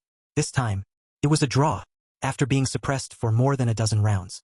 After the boost from killing thousands of enemy soldiers, Chun Sansi's unrivaled war intent piled up, layer upon layer, elevating his combat power to a level on par with Sikong Chun, and it was still climbing. Sikong Chen's pupils trembled as his mind struggled to calm down. Although he couldn't understand it, he had to accept the fact. If he couldn't deal with Chun Sansi quickly, he might... Damn it! He had left his sect to join this battle, aiming to accumulate merits in exchange for resources, to prepare for his foundation establishment in the future. How could he actually die here? Seeing the white robe about to ascend again, Sikong Chun swallowed all the elixirs he had that could amplify his power, then bit his finger. His hands formed seals at such a fast pace they left afterimages, and without caring about the damage to his own essence blood, he channeled it into his life-bound magical artifact, the Wood Origin Saber. After absorbing the essence blood, the Wood Origin Saber seemed to rejuvenate like a withered tree in spring. In the process of cleaving towards the ground, it grew and enlarged, resembling a colossal tree crashing down, its countless vines and branches spreading out, creating a net that blotted out the sun. Within miles, daylight plunged into endless darkness, and it looked like a giant hand composed of countless plants, slapping towards the white robe on the ground, intending to crush it into a mush of flesh and then absorb it with its roots for nourishment. Within the shadows, Chun Sansi's long spear swept across all directions, clearing all obstacles again. Facing the overbearing tree, he didn't retreat. Amidst the bloodshed, he executed the fire-breathing technique. The surging true chi roared and raged within his body, and after circulating through the circulation, it was transferred to the Longdan bright silver spear. Jingshen, Zhu Yuanzi. Jingshen, Xian Fu Hua. Dragon Scripture. Although he had not yet condensed true power, the moves of the Dragon Scripture had already been mastered. The manifested duality of Jingshen was also real. With the boost of talismans, Chun Sansi soared into the sky, merging with his spear. Songlong, cleansing the world, and thereupon, a true dragon, tore through the heavenly dome. The tree branches and vines that had blocked out the sun were forcibly torn open by a slit. The giant ancient tree quickly withered and shrunk, transforming back into a wooden saber in Sikong Chen's hands, and then with a snap, it broke into 2. Boo! The life-bound magical artifact was damaged. He spat out a mouthful of fresh blood on the spot, and the energy in his body began to rapidly fade. Even though he stood upon a leaf-shaped flying artifact to escape, his speed was so slow it was like a turtle crawling, allowing the Songlong to catch up and swallow him in one bite. Sikong Chen. Dead. Bang! The body fell from 100 paces high, smashing into the hard yellow earth below, reduced to a puddle of gore. With the flying effect of the talisman ended, Chun Sansi holding the silver dragon descended from the sky. He stood atop a mound formed of corpses, looking down upon the tens of thousands of soldiers, his voice booming and resonating to the lungs. Chun Sansi's head is right here. Who else wants it? Just come and take it. After witnessing this scene, on the chaotic battlefield, all combatants seemed to unanimously pause for a moment, their faces revealing a look of horror. Sikong Immortal Master. Sikong Immortal Master is also dead. The soldiers of the West Qi army, before swayed into a frenzied mode by a righteous cause without equal, were suddenly sobered as if doused with cold water, recalling scenes since the start of the battle. A question was immediately placed before them. How many people did Chun Sansi kill? No one could count. All they saw was that no matter how many there were, whether generals or array soldiers, whether immortals or mortals, all who attempted to kill the White Robe died. The key point was, the battle continued until now. The soldiers of the West Qi army saw no signs of weakness in the White Robe. Keep in mind the current situation. Chun Sansi was alone amidst the encirclement. The Standard Army and Hungza camp had long been separated. That is to say, one man was facing an army of 200,000. Once the seed of fear is planted, it quickly takes root and grows, spreading like a plague. But just when psychological collapse was on the verge, a voice, proudly regarding the world, rang through the heavens. Chun Sansi, as commander, having to personally charge into battle proves, he is at the end of his strength. What is there for you to fear? I, Han Xiong, will come and take his life shortly. The rest of you West Qi soldiers just need to assault the remaining Shang army troops. You don't have to earn any distinction. After the battle, anyone who does not retreat will be promoted 3 ranks. Han Xiong's words successfully contained the panic of the West Qi soldiers. Military immortal. Their military immortal was still there. The one who had caused the Shang army to retreat in disarray and had not yet truly taken action. The military immortal was waiting for a moment, and they no longer needed to kill Chun Sansi, they only needed to not retreat to be promoted 3 ranks. Hiss! Chen soon appeared again. Chun Sansi took the initiative with his spear to rush into the formation, creating minor collapses wherever he passed. But with the West Qi soldiers having the words military immortal as their final support, it couldn't affect a wider range. The West Qi soldiers dared not attack him anymore and chose to scatter and attack the Standard Army and the soldiers of Hungza camp in batches. And that was fatal, because the Shang Central Army had only 30,000 men. Chapter 634 Flaw_4. Soon, Zhong Wuxin and a cultivator at the middle stage of Qi refining also noticed this. The Central Army is vulnerable. They have at most 40,000 men. No prisoners. Leave none alive. Leave Chun Sansi to the Immortal Master at the end. The battle became anxious once again. It's often at such times that a general's true capabilities are tested. The lack of chaos within the West Qi army was enough to prove Han Xiong's ability. But let's not forget, Chun Sansi's original plan was to use himself as bait to buy time, to break through the enemy's left army with his own right army, securing a greater chance for victory. That was his true strategy. The question was how Han Xiong would respond. But as things stood now, according to Chun Sansi's judgment, the chances of success were getting smaller and smaller, because Han Xiong had yet to show his face. His original plan was for Han Xiong to personally come to kill him. Chun Sansi would then join forces with Wang Jun, resisting with all their might. But Han Xiong did not come. He was still observing, still guarding against Chun Sansi's potential backup plan. This man verbally told his subordinates he was at the end of his strength. But in fact, he was extremely cautious and wouldn't make a move until the final moment. In such a situation, unless Wang Jun could take down Han Xiong one-on-one, there was a high chance their plan would be exposed. In the distance, in the air, Han Xiong and Wang Jun stood facing each other. Between them, a chessboard floated in the void. Han Xiong's gaze shifted from the battlefield back to the chessboard as his pupils deepened. Well played, risking life and limb, Chun Sansi at the transcend mortality realm, to slay 10,000 without exhaustion and even kill several of my generals, among them one who was a whole realm higher. Such a fierce martial cultivator I've never seen before. Wang Jun had similar thoughts. He found it inconceivable. Whether martial cultivator or magic cultivator, how could anyone have inexhaustible power? Not only inexhaustible, but growing stronger as the battle progresses. Wang Jun asked himself if it were him, even if those people stood still and let him cast spells, killing them one by one, after barely more than 2,000, his mana would be depleted. What was this Chun fellow? A natural-born god of war? Of course. He and Chun Sansi were temporarily allies. For both of them it was a great fortune. If this battle plan succeeds, we could obtain the inheritance of the ancestor vein and a foundation establishment pill. Thinking thus, Wang Jun said coldly, Han Xiong, you've lost many generals in a row. Do you plan to just stand by and watch? Make your move. It's time for you and me to divide victory and defeat. Not quite. As he fondled a white chess piece, Han Xiong suddenly asked, Taoist Wang Jun, after the battle began.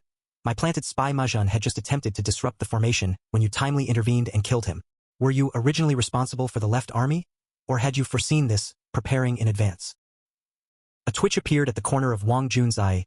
Heh, I was indeed responsible for the left army. You're lying.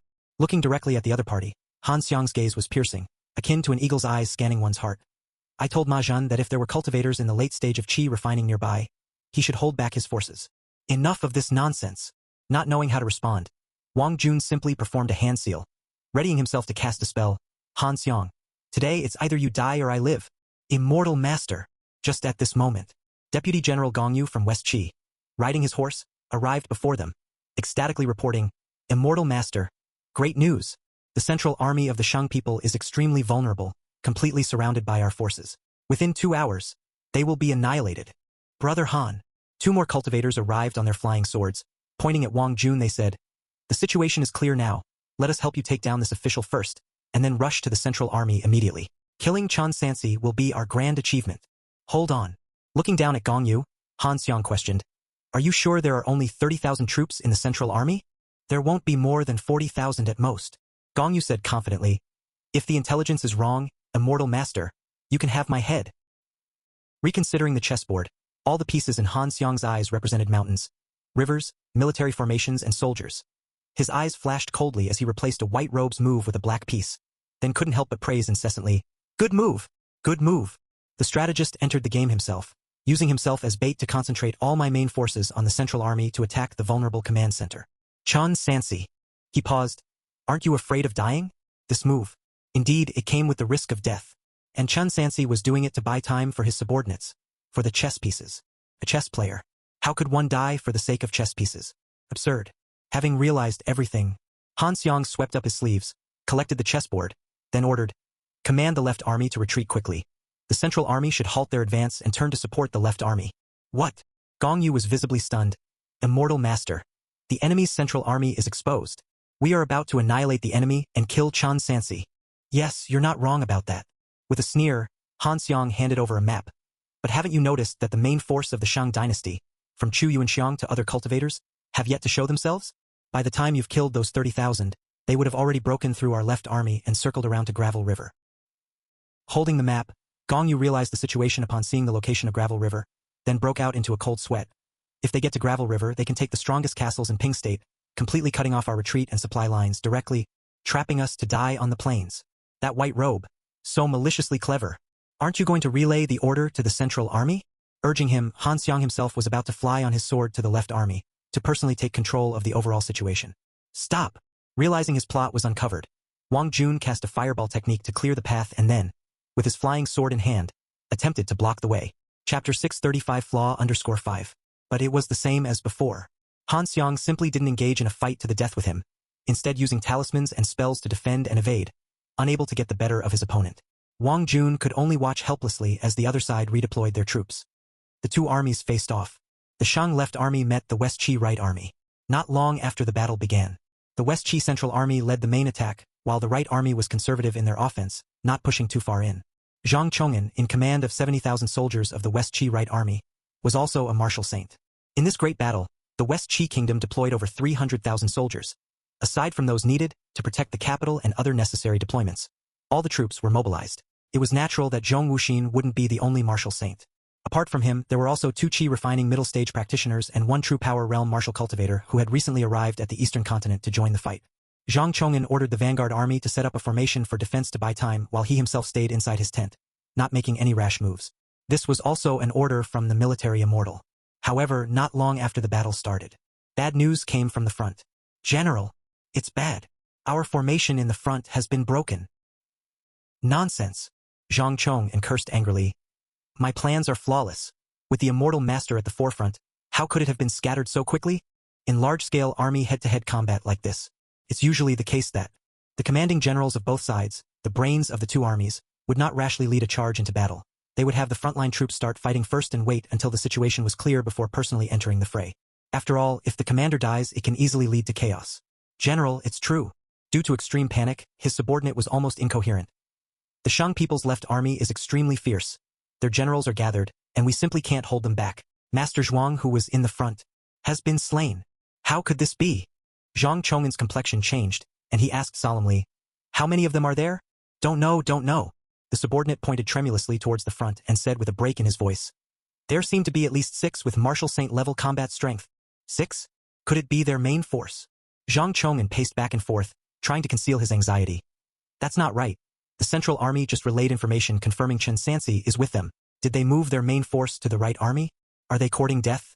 Quick, bring me my horse, he said as he mounted his horse, gathered his weapon, and rallied the generals and cultivators to rush towards the front.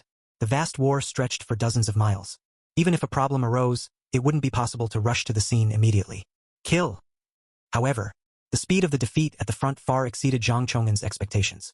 Before he could reach his position, he saw the retreating forces of his own army and the dashing soldiers enveloped in a cloud of dust with a sky-shaking battle cry. Brothers! Kill! Kill! Wei Xian charged on his horse, his giant blade swinging down like splattering ink each time. By his side, Song Guizhi held a long stick that looked like jade, equally sweeping through the enemy ranks. Wang Ji, Chu Shixiang, and the dashing cultivators followed closely behind, invincible in their advance, breaking through several battle formations in succession. Chu Yuanxiang maneuvered his flying sword to harvest lives when suddenly a true power realm martial cultivator appeared in front.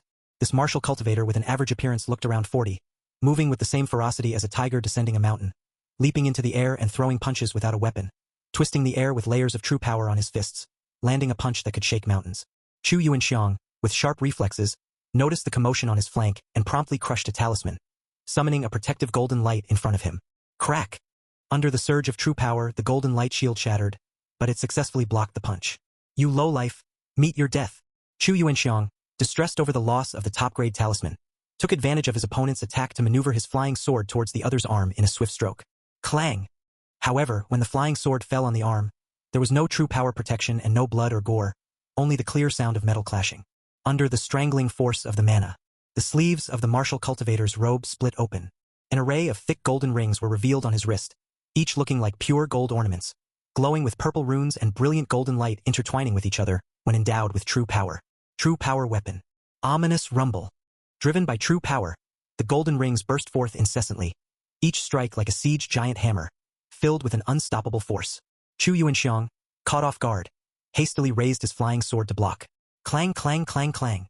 In a succession of metallic clangs, he staggered back dozens of feet. The martial cultivator didn't give him a chance to breathe, retracting the golden rings to his arms, swinging his fists that beamed with golden light like two dazzling suns. Indescribably powerful. I'll fight you to the death. Chu Yuanxiang undaunted. Both combatants were on equal footing and unleashed all their skills, entering a fierce battle, as the highest combat powers were locked in a stalemate. However, the dashing side had more martial saints and chi-refining middle-stage practitioners, still sweeping forward with an overwhelming advantage. The two cultivators brought by Zhang Chong'an who flew on swords quickly died and were wounded under the group assault. He was no exception, unable to withstand Wei Xian's splattering 18 slashes. Kill! Chu Shixiang roared. Drive into Gravel River, and the 300,000 army of West Qi will surely collapse like a crumbling mountain. Chapter 636-6. But it was at this moment that even more West Qi cultivators rushed over. Two cultivators joined forces, directly rescuing Zhang Chong'an, and then decisively retreating. Two immortal masters? Zhang Chong'an asked in confusion. With all of Daxing's main forces here, if we don't think of a solution, after my left army collapses, Shang troops will flood into our rear, and my army will be utterly defeated. There's no need to panic, the cultivator informed him. Brother Han has already seen through Chen Sansi's ploy. Our central army is on its way here. You are ordered to abandon the front line's 20,000 troops and set up a new defensive array 10 miles behind to delay time. The immortal master has already arranged it? Zhang Chong'an breathed a sigh of relief. The great Shang Central Army. The Central Army, weak in military strength, suffered heavy losses. Sun Buki fought bathed in blood. In this battle, he had slain 2 assistant generals of the same realm, and one across realms. Even his long spear was chopped in half. He simply picked up a short knife and continued to fight desperately. Not far away, Zhao Kong broke off the arrow shaft that had pierced his chest, his back already covered in blood. He spat out a mouthful of thick blood, knelt on one knee, using the He Miao long sword to prop himself up, no longer having the strength to continue fighting the enemy. Around him were even more enemy troops swarming in.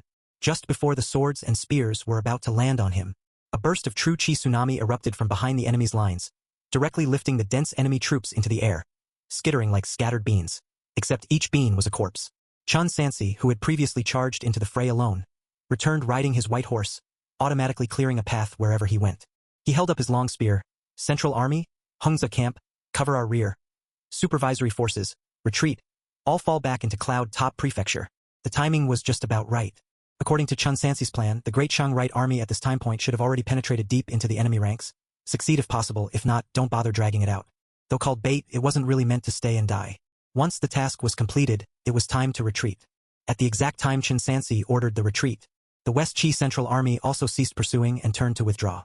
Seeing this scene, Chen Sansi knew that Han Xiang must have, to a great extent, guessed his plan and started to fix the gaps in the West Qi army, and it was not yet too late. Shortly afterward, he saw Wang Jun flying back on his sword. "Chen Sansi," he said urgently, "bad news. Han Xiang has guessed what we wanted to do.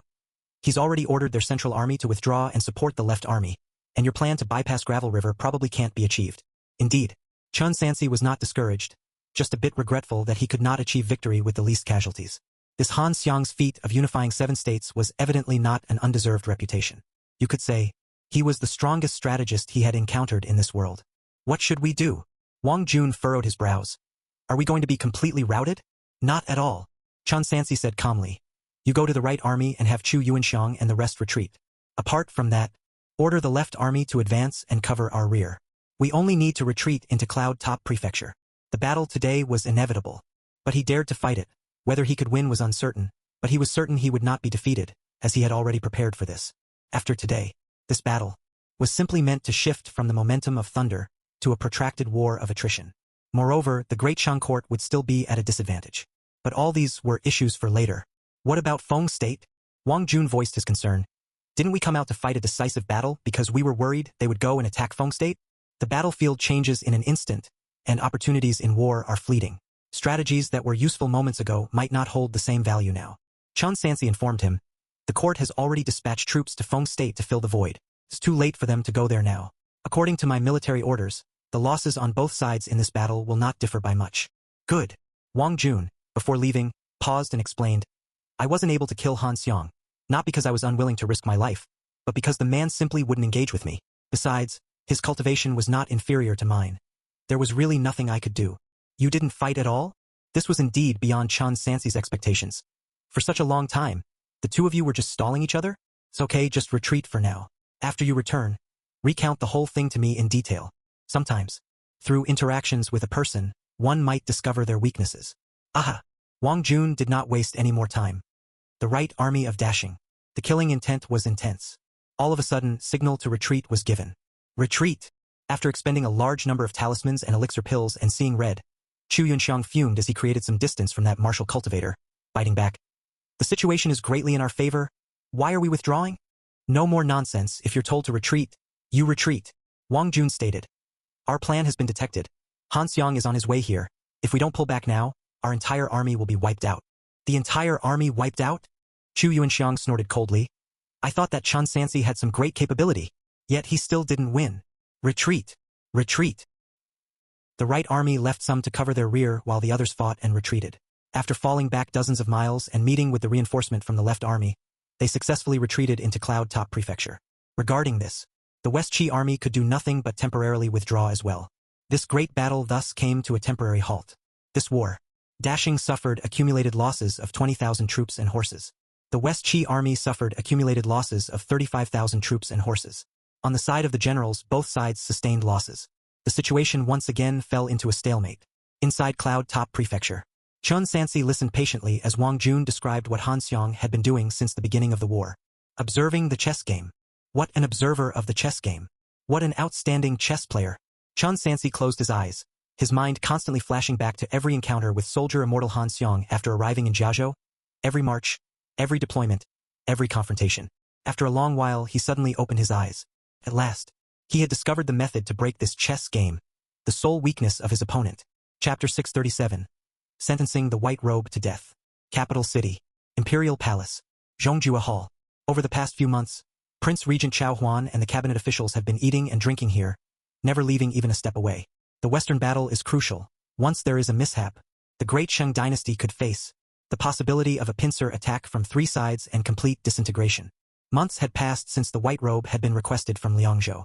The last report from Jiazhou stated that the White Robe led the entire army across the river to assist Cloud Top Prefecture, only to be forced to leave the city for a decisive battle. During the process, the enemy and our side clashed several times, but neither side emerged victorious. Then, it was the frontal clash of 170,000 troops against 350,000 troops. They continued several days without rest, waiting here around the clock for news. Report. Urgent report from Jiazhou. Finally, The long-awaited voice rang out. How is it? Chao Huan abruptly stood up from his seat. What's the result? All eyes were filled with nervous expectation. Your Highness. The soldier presented the battle report with both hands. Chen Dusher engaged the West Qi army outside Cloud Top Prefecture, fought several bouts. Both sides suffered losses, but now the flags are down, and our army has withdrawn into Cloud Top Prefecture to hold fort. Suffered losses both ways? Everyone, including Chao Huan, read through the battle report one by one. Thus the atmosphere became even heavier. Chun Sansi also didn't win? This was the first time. Even the white robe didn't achieve immediate success. Not being defeated is already phenomenal. Chao Ji spoke, 170000 against 350000 in a frontal confrontation on the plains, with the enemy having a military immortal and warriors above Marshal Saint level, under these circumstances being undefeated, whom else could achieve that? Minister of War Ming Qingfeng, too, had to acknowledge this fact. Now the problem is, what do we do next? If we drag on like this, our supplies won't last much longer. Minister of Revenue, holding a stack of ledgers, said, in recent 3 years, many states in the western region had a poor harvest. Most of the grain and fodder were transported from other places. The roads are long and treacherous, often out of 10 stone of grain. Only 1 stone arrives at the front line. The loss of supplies can reach up to 90%. Otherwise, please negotiate peace? Minister of Personnel In Mingchun cautiously said, if it really comes to that, shall we cede the land west of Mang Mountain to them? Absurd. Hearing this, Prince Regent Chao Huan suddenly became furious. Does our great Shang dynasty have a precedent of ceding territory as compensation? Your Highness, calm your anger. Minister of Revenue quickly said, your humble servant only considered this from the National Treasury's perspective. If Chun Sansi cannot win within the allotted time, we will definitely run out of grain and fodder.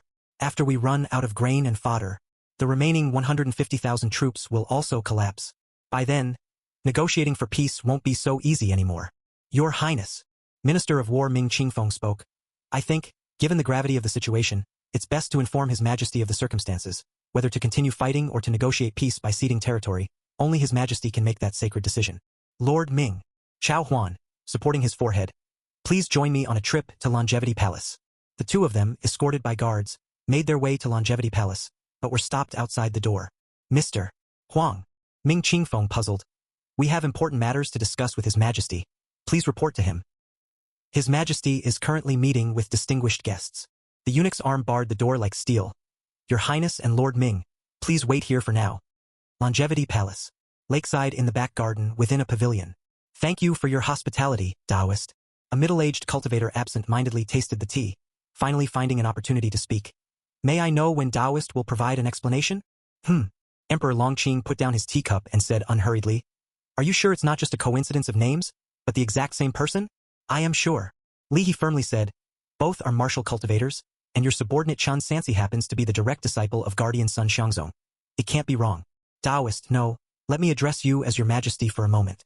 Your Majesty's servant, in Daisfang City, successively killed several of my stewardship deacons, including a junior from the Li family with a top-grade spiritual root. Aren't you supposed to give me an accountability? Li He Taoist, please specify.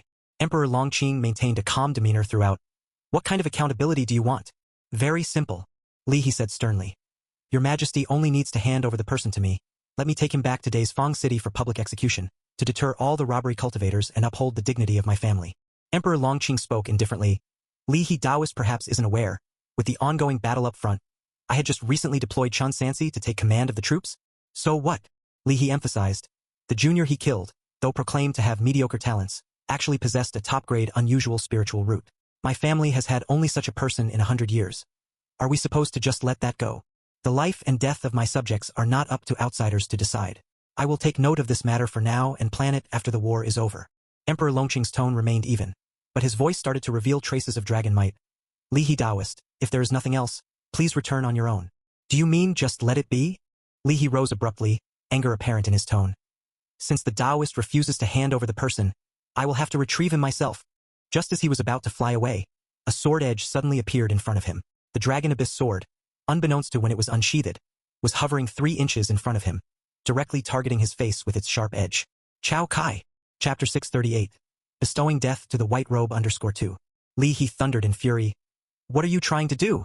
Dressed in his Taoist robe, Emperor Longqing ignored him and drifted away in the bleak autumn wind, soon disappearing from view. By the lake, only the eunuchs of the West Factory practicing the incense fire divine Tao were left. Immortal Master Li. Chamberlain Huang Hong stepped forward, explaining, The great battle in Jiazhou is connected to the Mang Mountain ancestor vein and cannot afford the slightest mistake. This is also what Shangyun sect of Upper Sect intends.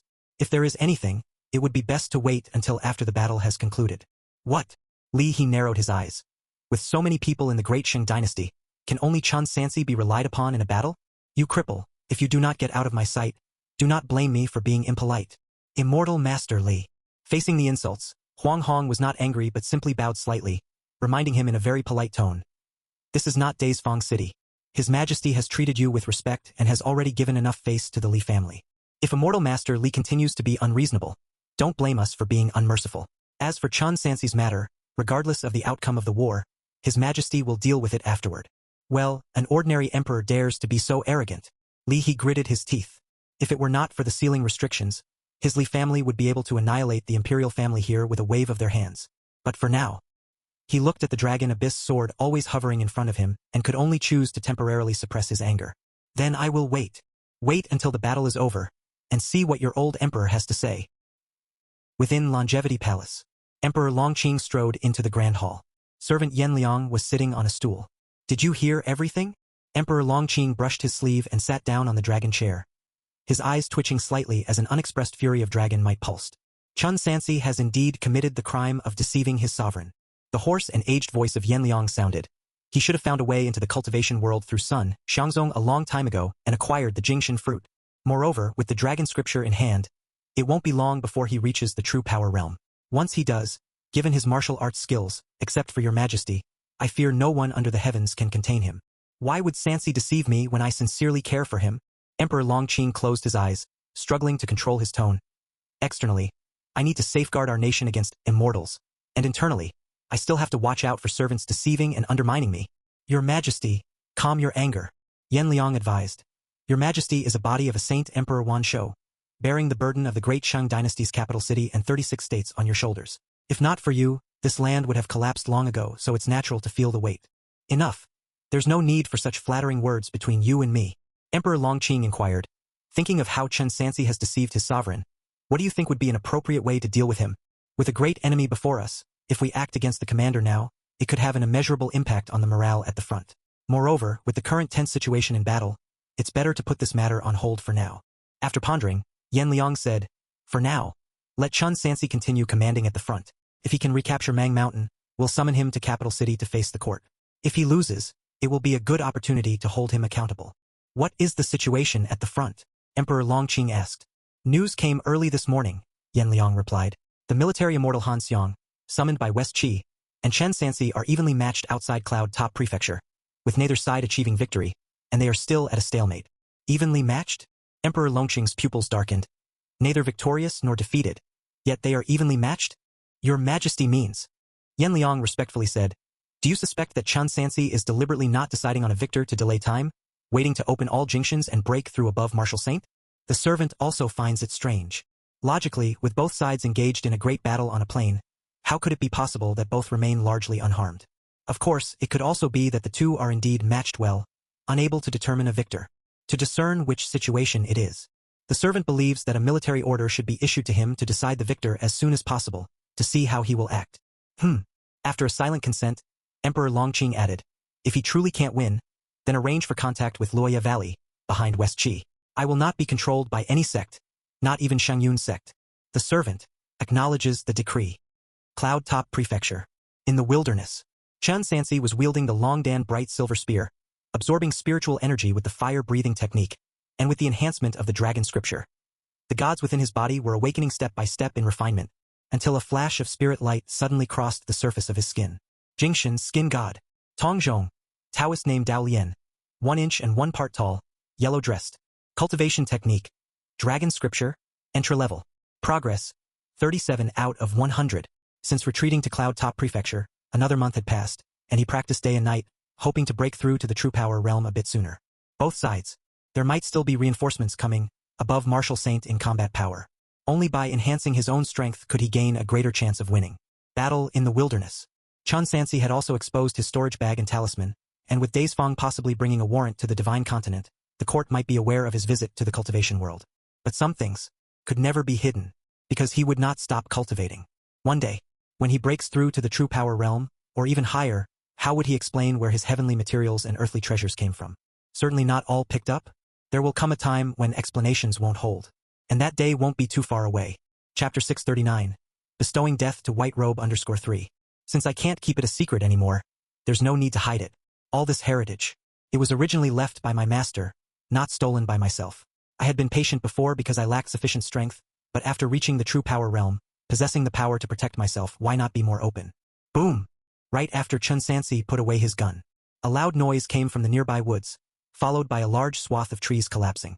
Then Wang Ji jumped out, looking somewhat excited. I might as well be a martial saint now. How about it? How long will it take you to surpass martial saint? Uncertain. Chun Sansi spoke of his experiences. The mortal flesh has been eroded by impure qi for too long, and reactivating the body's hidden secrets is a lengthy process that should not be rushed. Really? Wang Ji was puzzled. But I heard that Prince Chao Rong reached the true power realm a few months ago through the dragon scripture. That quick. Chun Sansi's mind was all on the battlefield, and he hadn't paid attention to the situation in the south. Exactly. Wang Ji scratched his head, saying, could the fourth one be crazy, actually giving the dragon scripture, left by our master to the court? But at that time, if he hadn't given it, the court wouldn't have let us stay to observe mourning. Speaking of which, a year's time has already passed. After this battle is over, we still don't know what to do. And with the fourth still in the capital city, if we don't follow the imperial decree, won't he be in trouble? Tvei. As the two were talking, a blue bird came chirping overhead. The camp must have an urgent matter. Chun Sansi returned to the camp. Inside the central army tent, a eunuch had been waiting there for a long time. Bailiang Governor Chun Sansi, heed the order. Resources are tight in the rear, and the enemy army is surrounding us. You must secure victory over West Qi and recover the two states before winter. Before winter? Chun Sansi asked. Isn't that a bit too rushed? Mr. Chen. The eunuch placed the military order in his hand, earnestly saying, it's true that you are suffering in the front lines, but the court is also racking its brains to arrange military supplies. Since the start of the war, King Jing's hair has turned half white from worry, and the cabinet officials haven't left the court a single step. Everyone is under great pressure, Mr. Chun. Please understand. Chun Sansi knew even before the battle began that supplies would be a major issue. He also understood that dragging it out like this, they would eventually be unable to sustain themselves. But the problem with supplies wasn't just on their side. The West Qi army needed them as well, and their situation was no better. The best strategy for now was still to delay and observe. First securing a position where one cannot be defeated, then waiting for the opponent's collapse. In such circumstances, the side that gets anxious first is more likely to make mistakes. Even if the court was under great pressure, they couldn't just follow their strategy. I have received the military order. The eunuch, with a high-pitched voice, said, the court trusts Mr. Chen's capabilities, which is why they had Mr. Chun travel thousands of miles to the west to take command, hoping you won't disappoint the court. I understand. Chun Sansi just accepted the military order, without arguing with the other party. When in the field, one may not always follow the commands of the sovereign. Just like the past battle at Langjutsu Mountain. In military operations, the most important thing is one's own judgment, which should not be easily influenced or disturbed by external factors. After sending the eunuch away, Chun Sansi went to the top of the city wall, overlooking the enemy army camp several tens of miles away, and asked, what has the West Qi done in recent days? Nothing temporarily, Tong Xiaochu said. According to the scouts' report, they are just sitting still in the camp, but the less they move, the more I feel that Han Xiong has even greater schemes in mind, which really makes me nervous. Chun Sansi raised his hand. Without speaking, Xia Tsong immediately spread out the map in front of him. The confrontation between the enemy and us. It's nothing more than putting oneself in the opponent's place and thinking about the problem. If he were Han Xiong, how would he act to break the current stalemate? See Prefecture. Chun Sansi's finger landed on a robust city. Who is guarding here? The commander Enai Shirkuei, a third-generation court official. He himself has achieved mastery of Meridian Passage. There are only 4,000 troops in the prefecture, used to maintain the security of the supply routes. It's also our largest transit granary. As Tong Xiaochu was talking, he realized something was off. Governor, do you mean Enai Shirkuei might rebel? Under normal circumstances, he wouldn't believe it, but considering the precedents set by Lisha Prefecture and Mazhen, he had to be cautious. Wang Jun, Chun Sansi ordered, send a cultivator in the Qi refining middle stage over to check. If anything abnormal is found, execute him immediately. All right. Wang Jun nodded. What about other places? Could there be more people rebelling? To my knowledge, there are a fair number of garrisons scattered around Jiazhou. They don't have many troops, but if chaos erupts, it could spell big trouble. There will definitely be, Chun Sansi slowly said. But with so many, it's not possible to check each one. We can only wait for a fire to start somewhere, then figure out how to put it out. If it really comes to it, we might just have to retreat. Retreat. Tung Lu was stunned. Governor Chun, Do you mean to give up Cloud Top Prefecture and pull back east of Loshui? If we do that, can't they simply take a detour across the river, entering the heart of Jiazhou? I understand the governor's intent. Tong Xiaochu took over the conversation. If our large army continues to stay in Cloud Top Prefecture, our rear will be vulnerable to disturbances. Only by pulling back can we then contain the disloyal and treacherous. But, Tong Lu hesitated. Today someone from the palace just came, ordering us to decide the battle quickly. Wouldn't retreating be tantamount to defying the order? Chapter 640. Bestowing death to the white robe _4. I am the commander. All military orders are issued by me and have nothing to do with you. Chun Sansi's hands rested on the edge of the city wall as he stared at the distant scenery. Just do as instructed. But, Tong Xiaochu and others dared not disobey. But they were even more worried that chaos in the rear would lead to a collapse, so they had no choice but to follow orders. Chun Sansi could almost see the various scenes of rebellion that would erupt in Jiazhou soon. In war between two countries, espionage typically comes first. The situation is somewhat better for the alien race. But as soon as Dongqing, Dashing, Nansu, and West Qi go to war, there will be a large number of opportunists who react to the slightest change in the wind. Whoever wins, they help. This is especially true for noble families and sects.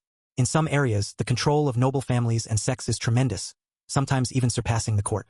Furthermore, the temptations offered by immortal masters are often beyond what ordinary courts can offer, ensnaring even more people. Chun Sansi was certain that if he piled up the letters of correspondence between these people and the West Qi, it would form a small mountain. Before the defeat at Yiling, the noble families were fiercely loyal to Dashing. After the defeat at Yiling, various places began to wait and see. After the disintegration spread far and wide, some started to make clandestine contacts. Following the battle in the wasteland, more and more people began to waver. Another defeat would only result in complete chaos. Therefore, even if they were to retreat, they absolutely could not afford to lose more soldiers and officers. Of course, on the side of the Great Shang dynasty, they have continuously been sending people to covertly coax the military officers of the West Qi army, but due to West Qi's smooth sailing, there have been very few responses but not none at all. Traitors have never been a rarity after all. Supervisor. 2 people have responded recently. Tong Xiaochu said, they're simply asking for noble titles, gold, silver, and inquiring if there's a chance for their children to cultivate immortality if they possess spirit roots. I will continue to keep communications open with them. West Qi Army. Central Army Tent. Immortal Master. Zhong Wuxin rushed into the tent. Frantic. There's trouble. The secret letter hidden by Ni Shirkuei in his home has been discovered by a cultivator from Shang dynasty. He died before he could manage to sabotage the grain supply. Then let's. Han Xiang placed the black and white chess pieces in turn, dropping several in quick succession. Blossom everywhere. Inside Cloud Top Prefecture. Supervisor, it's bad news. The 7 Absolute sect in Chuishi Prefecture has raised troops in rebellion. The garrison commander of Wunshan Prefecture has attacked the grain supply. Jingtang Prefecture is marching in our direction. Just half a month later, news of one rebellion after another was continuously delivered to the Cloud Top Prefecture. Chu Shixiang, you take 5,000 troops and quell the rebellion in Chuishi Prefecture. Wang Ji, you lead 8,000 troops to Wunshan Prefecture. And you must restore the normal operation of the supply chain within 10 days. Wang Jun, go directly to Jingtang Prefecture and behead the rebel leaders. Chun Sansi was methodically implementing remedies. These places were neither here nor there, and moreover, the strength of the rebellion was not strong. Often, capturing the leader was all that was needed to suppress them. However, rebellion or defection is also a kind of trend. Cannot be allowed to continue to develop. Chun Sansi made up his mind. Wei Xian, Song Guizhi, you two stay behind, leading 20,000 supervisor troops to hold the rear in Cloud Top Prefecture. While the rest of us, the entire army will retreat, giving up the land of 6 prefectures in the western part of Jiazhou, and defend from the Guandu region's Gangyang Prefecture. Give up so much? Upon hearing these words, Tong Xiaochu was so shocked that his hair stood on end. How will we explain this to the court? Retreat! Chu Yunxiang smashed the wine jug in his embrace to smithereens. Chen family. The emperor transferred you here to help us fight to Mang Mountain, not to have you retreat. If you can't handle it, let me take the lead. Go on and retreat yourself. Bang! Wang Ji slammed his hand on the table as he stood up. Chu family. If you want to die, just say so directly. Well said. Chu Shixiang and others voiced their agreement. Compared to the immortal masters who were always looking down their noses at others, even though they came from the capital city, they naturally preferred to side with the supervisor. Before our Lord Governor came here, you were already present, and wasn't it a complete rout? Had it not been for our Hengzi camp coming to the rescue, you all would have perished long ago, the entire army obliterated. Chu Yuanxiang. Wei Xian narrowed his eyes. Conducting military operations requires obedience to orders, and you have repeatedly talked back to the commander. Were it not for your status as a cultivator, your head would have been chopped off 8 times already.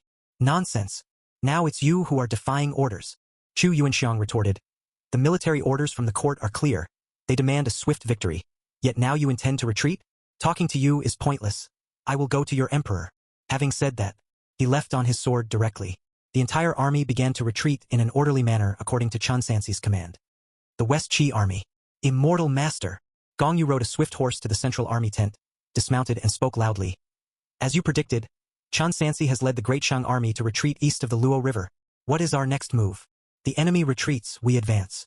Han Xiang slowly removed many black pieces representing Great Shang from the chessboard. Issue my military orders. The entire army will take a detour to cross the river, prevent the enemy from attacking us while we cross, and then move directly into the heartland of Jiazhou. No problem, but... Zhong Wuxin said solemnly. Immortal master, the pressure on our supply line is growing, and once the Shang people retreat, they will surely leave nothing behind. If we continue to advance deeper, our supplies will continue to deplete, and prolonged warfare will not favor us. No matter how great the pressure is, we must hold on. We don't need to annihilate the enemy forces. As long as we can push them out of Guandu, the Shang dynasty will no longer be able to regain power in the western region. As for Mang Mountain Ancestor Vein, we will have secured our position. As for supplies, Han Xiang came prepared, taking out a book filled with detailed data and remarked leisurely. I have calculated all the details of how many people, how much farmland, and how much food are in each of the 32 states of West Qi. If the court's granaries do not have enough food, then we will levy it from the people, and if that is still insufficient, we will levy it from the large families and sections.